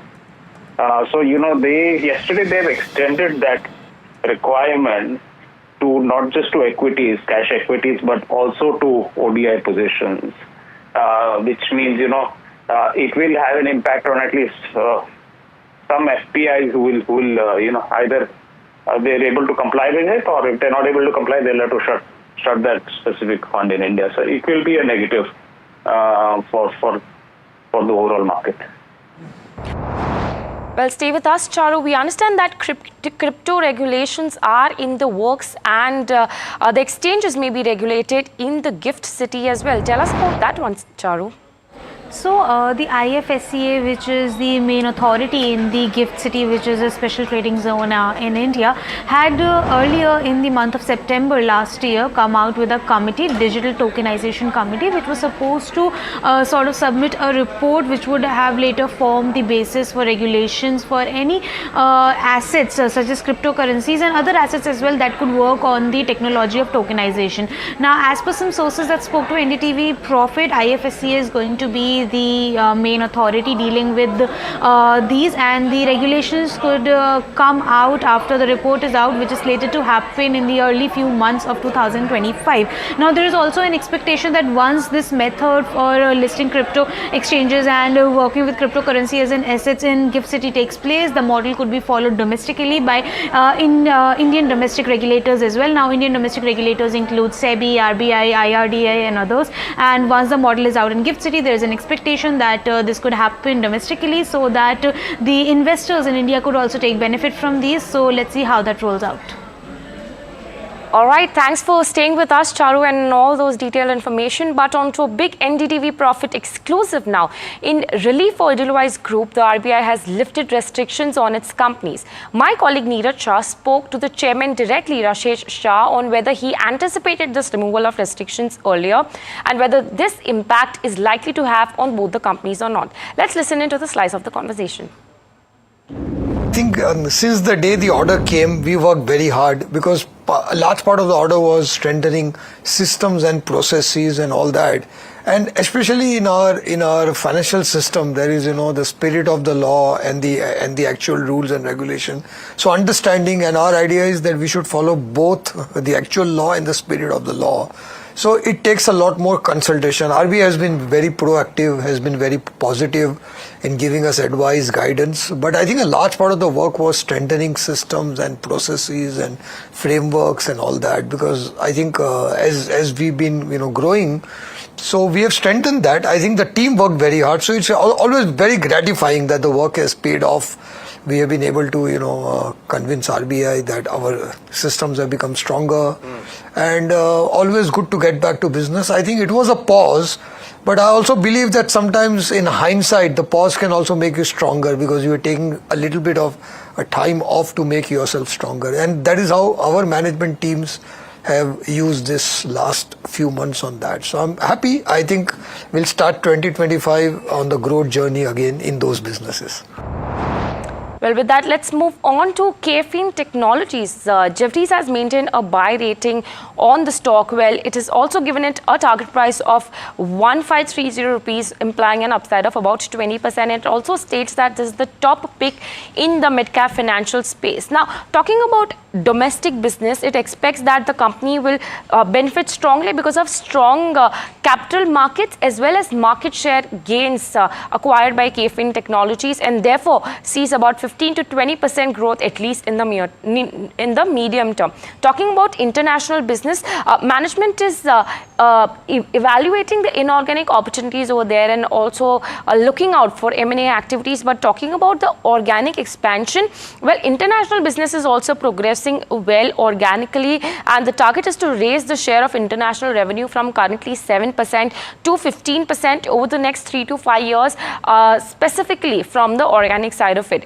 Therefore, the brokerage house has raised earnings estimates by about 2%. Talking about valuations, so valuations are a little punchy is what Jefferies says, because it has valued the company at 44 times its FY27 PE ratio. But for a longer term, the prospects are pretty strong from a 3 to 5 years perspective. If you can pull up the chart of Kaynes Technologies, where it has given very healthy returns over the last 6 months as well as over the last 1 year, up about 40% over the last 6 months is what we could say. Yes, here we go, about 77% actually over the last 6 months and 150% over the last 12 months. But let's move on to another stock that has been buzzing today. This is Sanghi Cement and Ambuja Cement. The board on Tuesday approved the merger of the company with Penna Cement through separate schemes of arrangement. My colleague Mihika, who tracks this sector closely, brings in with more details. Now, I'll start off with regards to how much Ambuja Cement does have stake in the two companies. It holds 58.08% of Sanghi Industries and it fully owns Penna Cements. Now, in terms of what the deal entails for the shareholders, well, 12 shares of Ambuja will be issued for every 100 shares held in Sanghi Industries, and Ambuja will also pay 321.5 rupees per share for every 1 share of Penna Cements. Now, the deal completion is expected to happen in the next 9 to 12 months. Up next, why the merger? Well, it helps in streamlining the organizational structure and also allows for simpler compliance requirements for corporate governance. It also makes the company more competitive and efficient, and it would help increase liquidity for Sanghi Industries shareholders, which is right now a very illiquid small to mid-sized cap company. And shareholders will also benefit from the added capacity as the Adani Group takes on the consolidation theme in the cement industry. Now, as of the latest, the Ambuja Cement's consolidated capacity post the Penna as well as the Orient Cement acquisition stands at 97 million tons per annum. It targets 104 million tons per annum operating capacity by March of 2025 and a 140 million tons per annum consolidated capacity by the end of FY28. Lastly, the combined market share and geographical strength, when you talk about Ambuja Cement, at North, the capacity shares at 24%. Central is the lowest at 8%. West is the highest at 25%. South, which is where the latest, its acquisition targets have been in, is at 24% now. And in the East, it lies at 19%. Right, thanks for that, Mihika. But let's shift focus to chemical pack. Well, this one has seen significant gains, largely fueled by the hopes that Chinese companies may pause dumping into India as announced by the stimulus, which was expected to boost the economy. Varsha brings us more on how this can benefit Indian IT companies. Varsha, tell us more about this. What is aiding this move and what is important for Indian IT companies about this? Well, thank you, Ruja, for that. But today actually chemical companies, so there's been profit booking going on in chemical companies. But if you see the last few sessions, the likes of Clean Science, your Deepak Nitrite and Navin Fluorine were all up. Now this is on the back of China announcing their stimulus plan. So what is exactly happening in China? That China has approved $1.4 trillion of economic stimulus to help their economy grow, and also following a loose policy next year to make borrowing easier. Now, why does this matter to Indian chemical companies? Because if China is giving stimulus, then the demand in China will increase, and because of that, China will stop dumping the chemicals that it has been doing since long. So technically, this means low competition to Indian chemical companies. But let's see what exactly is China dumping? What are those chemicals that China is dumping? So starting with, you know, caustic soda, you have acetic acid, then you have soda ash, and a lot of all the other chemicals that China is been dumping. So if you see the month-on-month price for these chemicals, so if you see acetic acid is actually down 9%, which is bad for GNFC but good for you know, Lakshmi Organics and Jubilant Ingrevia, because they use this as a raw material. But look at the soda ash prices is down 6% month on month, and of course year on year and quarter on quarter the prices are also down because China has been dumping so much. Now if soda ash is down 6%, that will actually impact the realization of Tata Chemicals, because Tata Chemicals sells soda ash. Then you have phenol, which is down 5.6% month on month, negative for Deepak Nitrite, because Deepak Nitrite sells phenol. Now if the prices are low, that means the revenue for this phenol will be low for Deepak Nitrite, hence affecting the financials. And we have seen in a lot of chemical companies, the financials of these companies have degrown. The margins are under pressure because China has been dumping a lot in India since last 1.5 years. Now the good news is, if there would be more policy announcement by China, maybe all this negative prices or all this decline in prices may turn positive, and we may see the prices of these chemical companies to go up and may benefit Indian chemical companies. But this is all on news right now, it's all on paper. We need to wait and watch what exactly stimulus China will announce for FY25.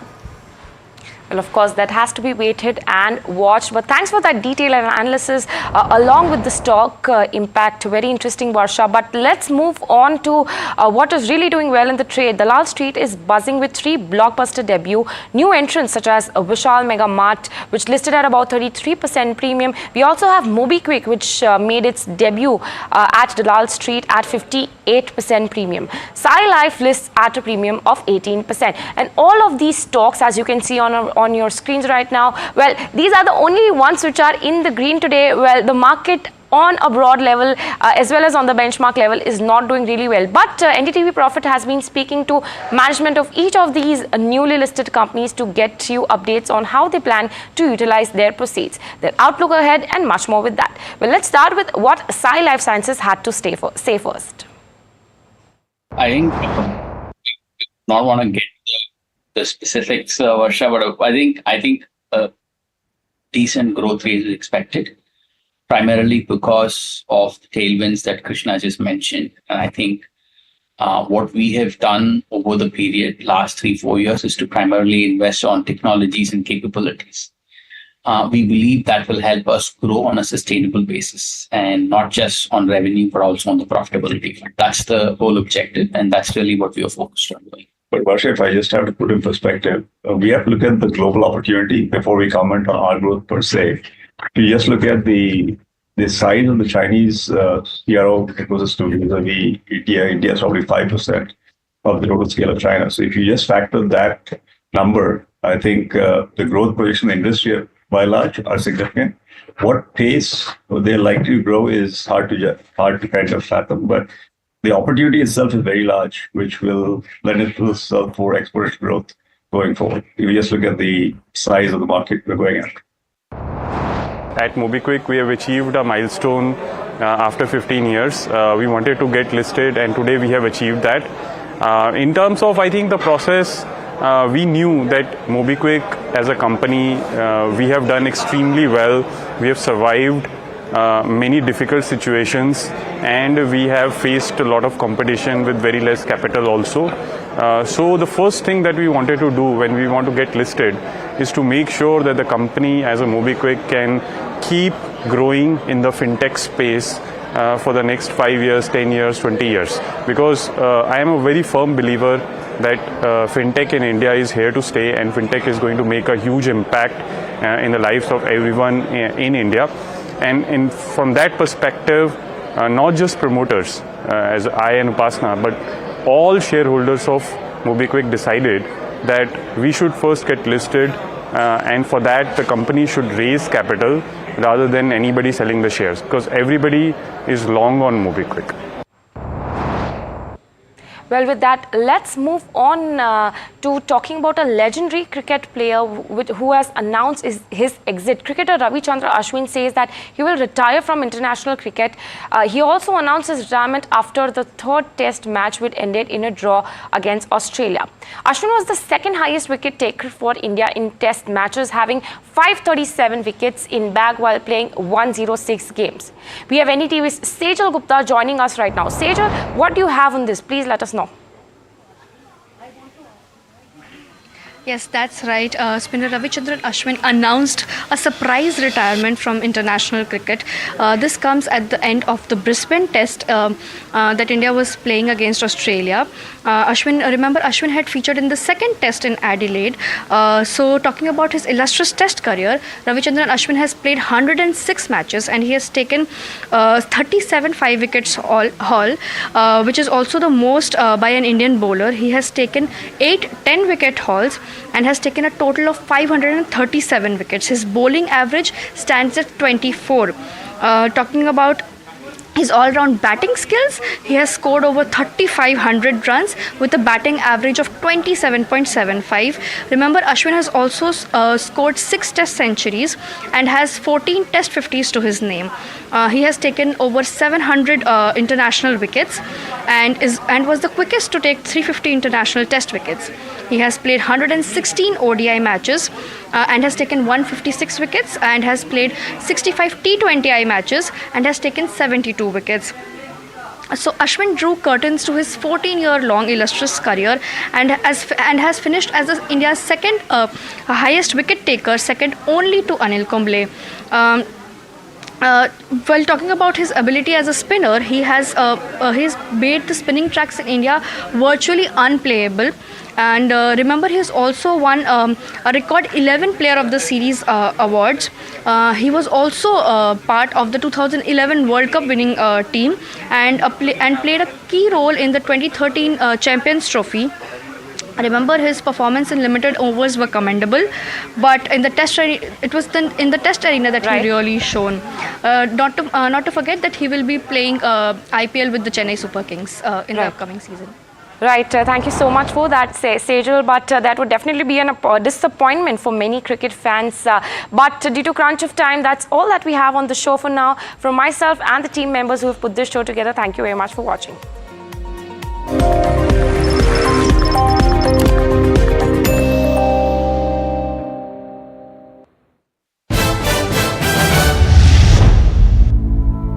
दो 2025 में Sensex क्या 1 लाख छुएगा या पार करेगा? मंगलवार को Sensex 1 lakh cross करेगा। कौन सा मंगलवार, ये मत पूछना। 2025 के लिए कोई नई थीम्स आप प्ले आउट होते हुए देख रहे हैं और जिनका ध्यान आप आकर्षित करना चाहेंगे निवेशकों के लिए, जो अभी तक किसी ने सोचे नहीं होंगे? Valuation, valuation, valuation. आप प्राइस इज व्हाट यू पे and value is what you get. पिछले साल हमने कई स्टॉक ऐसे देखे जहां पे वैल्यूएशन महंगा था और फिर भी लोग उसे खरीदते गए। फिर जब करेक्शन आया तो वो स्टॉक 30 से 50% गिर गए। ग्लोबल ग्रोथ की ट्रेन में भारत की कोच पोजीशन क्या होगी? अब हम इंजन है चाइना और अमेरिका के साथ।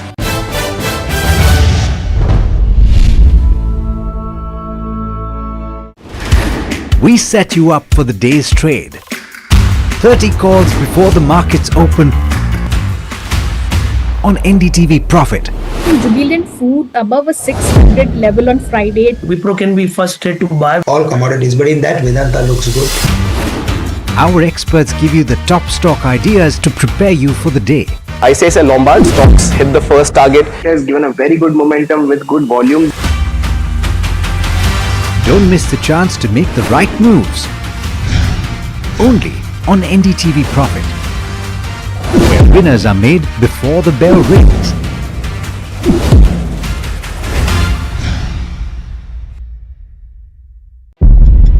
When the whole day passes like a blur, the news just whizzes past, and you're trying to stay informed. It is our job to bring you news that truly matters. At Profit 360, we cut through the clutter. The Wall Street deals, finance and policy news that could shape your tomorrow. the newsmakers, the trendsetters, and the innovators. In 30 minutes, we've got you covered. So stay ahead, stay informed, and stay profitable with Profit 360.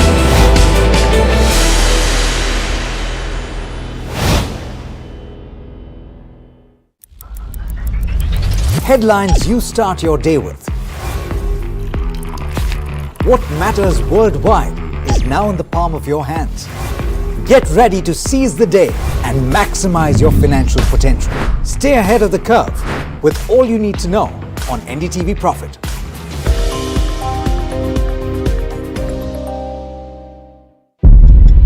When the whole day passes like a blur, the news just whizzes past, and you're trying to stay informed. It is our job to bring you news that truly matters.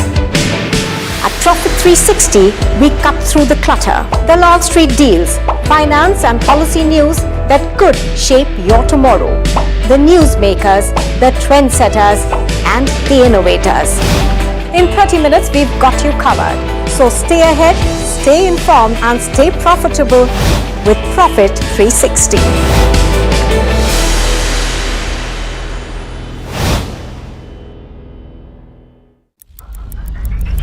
Headlines you start your day with.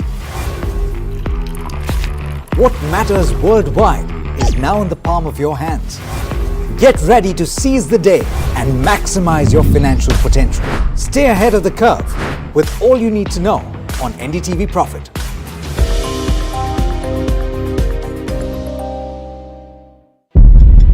When the whole day passes like a blur, the news just whizzes past, and you're trying to stay informed. It is our job to bring you news that truly matters. At Profit 360, we cut through the clutter, the Wall Street deals, finance and policy news that could shape your tomorrow. The newsmakers, the trendsetters, and the innovators. In 30 minutes, we've got you covered. So stay ahead, stay informed, and stay profitable with Profit 360.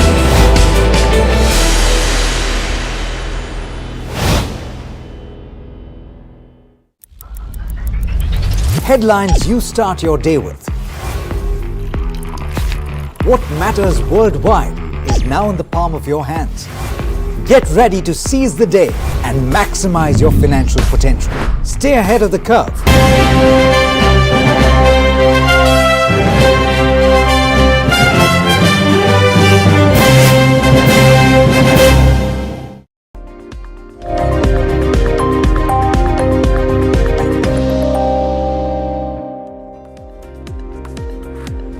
Hi, thanks so much for joining in. You're watching the Mutual Fund Show on NDTV Profit, and my name is Alex Matthew. This show gets you actionable insight on everything mutual fund related. Now, on today's show, we're discussing a category that we don't often talk about. It's an interesting one, or actually two, and they're quite similar. So the question is, how do you differentiate between the two, and how do you make a selection? If you look at the classification that the SEBI has on mutual funds, the categorization of mutual funds, you will see that there is a separate category for contra funds and there's a separate category for value funds.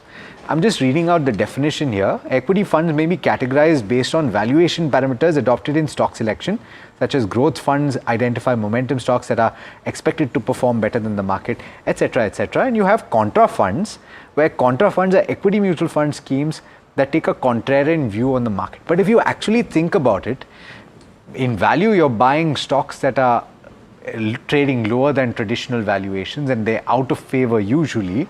So you're effectively taking a contrarian view.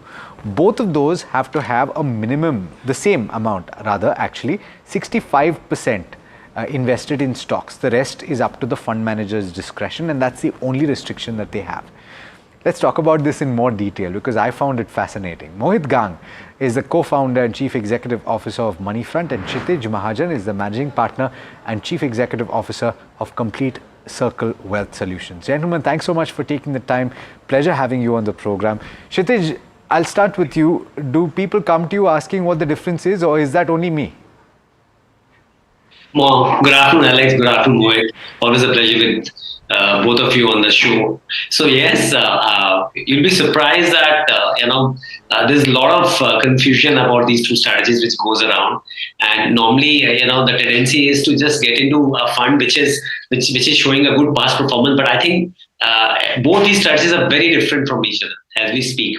So as we say, value obviously it as the name says, it looks for those companies, businesses which are trading below its intrinsic value or on the price to earning metrics in a simple way. Vis-a-vis their earning number, the P looks much lucrative vis-a-vis the earning what these companies are showing. So that's what value is, where you buy undervalued stocks and then hold on to this.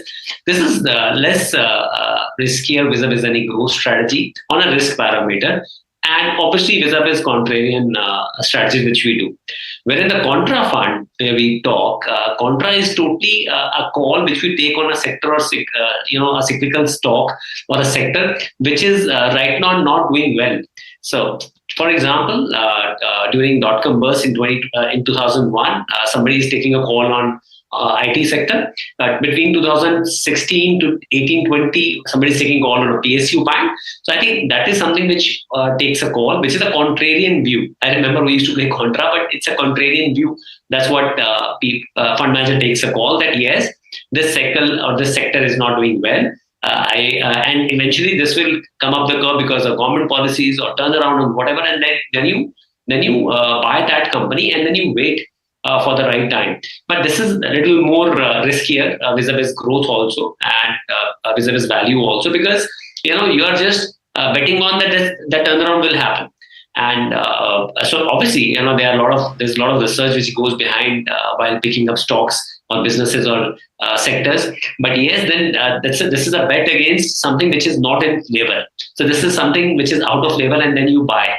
And this is what is the core difference between these two strategies broadly when we talk. And while you were speaking, Kshitij, we were just pulling up the top performers in the value category, both on a 3-year time frame and a 5-year time frame. We've taken CAGR returns.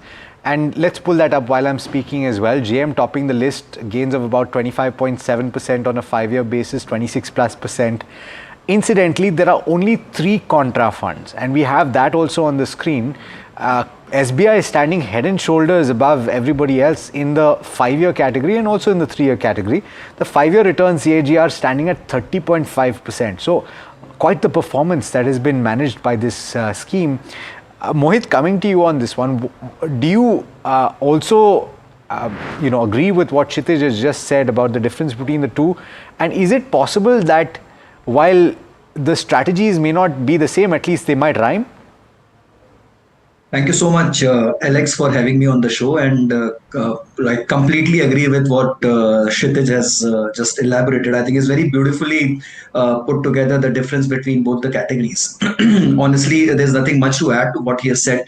But yes, look, the contrarian style might not suit everyone.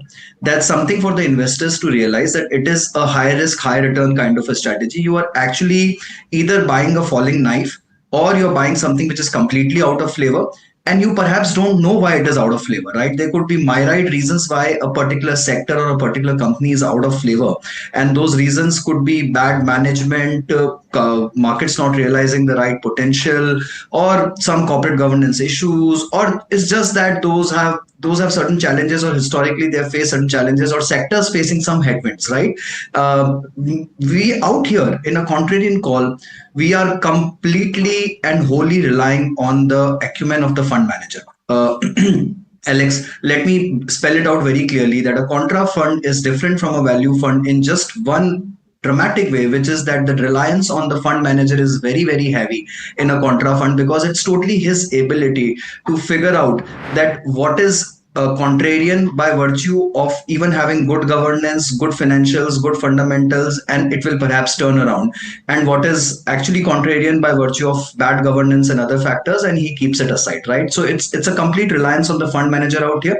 Whereas in a value fund, it is more about you find the right stock and waiting for the right time, right opportunity. You know that the time and opportunity will come. It's just that you have to bide your time and wait for the opportune moment to come. So value is intrinsically not a bad call. It's the right and the correct and the only perhaps recognized way of investing for a long-term scenario. But contrarian could be a high risk and a high return strategy. High reward, yeah. I want to talk, incidentally, Kshitij, about this SBI Contra Fund just to drive home a point. And in fact, it's something that has emerged when we were preparing the show as well. My producer and I were discussing it. And what he's asking is the construction of this scheme, seemingly, the portfolio, is tending towards large caps. It's got HDFC Bank, based on the last disclosure, at 5.45%, Reliance Industries at 3.8%. And then followed by GAIL, Tech Mahindra, Kotak Mahindra Bank. So it looks like a large cap. It feels like a large cap. Is it a large cap? So Alex, this is on a very surprising note that banking sector from 2020 onwards has not done well. If you see BFSI or Bank Nifties is actually dragging Nifty by 3% data. So I think there's a negative yield what Bank Nifty is generating, and the heavyweights in Bank Nifty, whether it's HDFC Bank, Kotak, Bajaj Finance, Bajaj Finserv, and I'm just taking these names for education purpose, they have actually not moved much or not generated any much returns if you see as a top holding of these strategies. So now these stocks or this sector has become more like a contrarian call which many people are taking.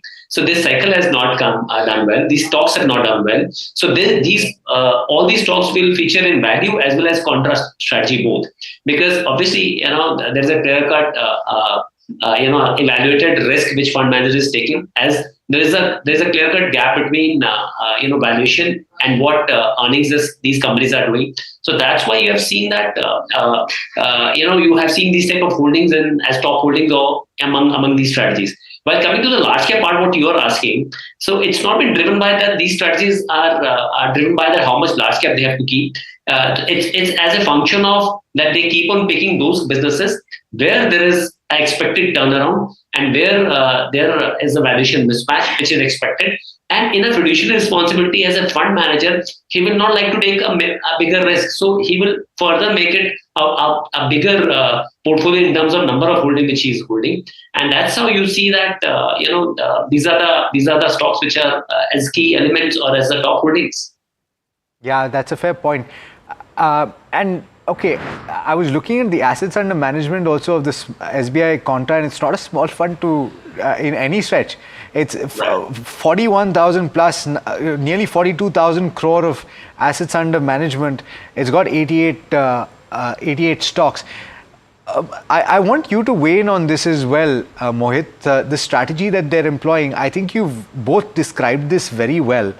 But if you are trying to look for a mutual fund scheme in this space, first of all, do you differentiate? You've already said you should differentiate between value and contrast. So therefore, when you go into something like this, what should your expectation be?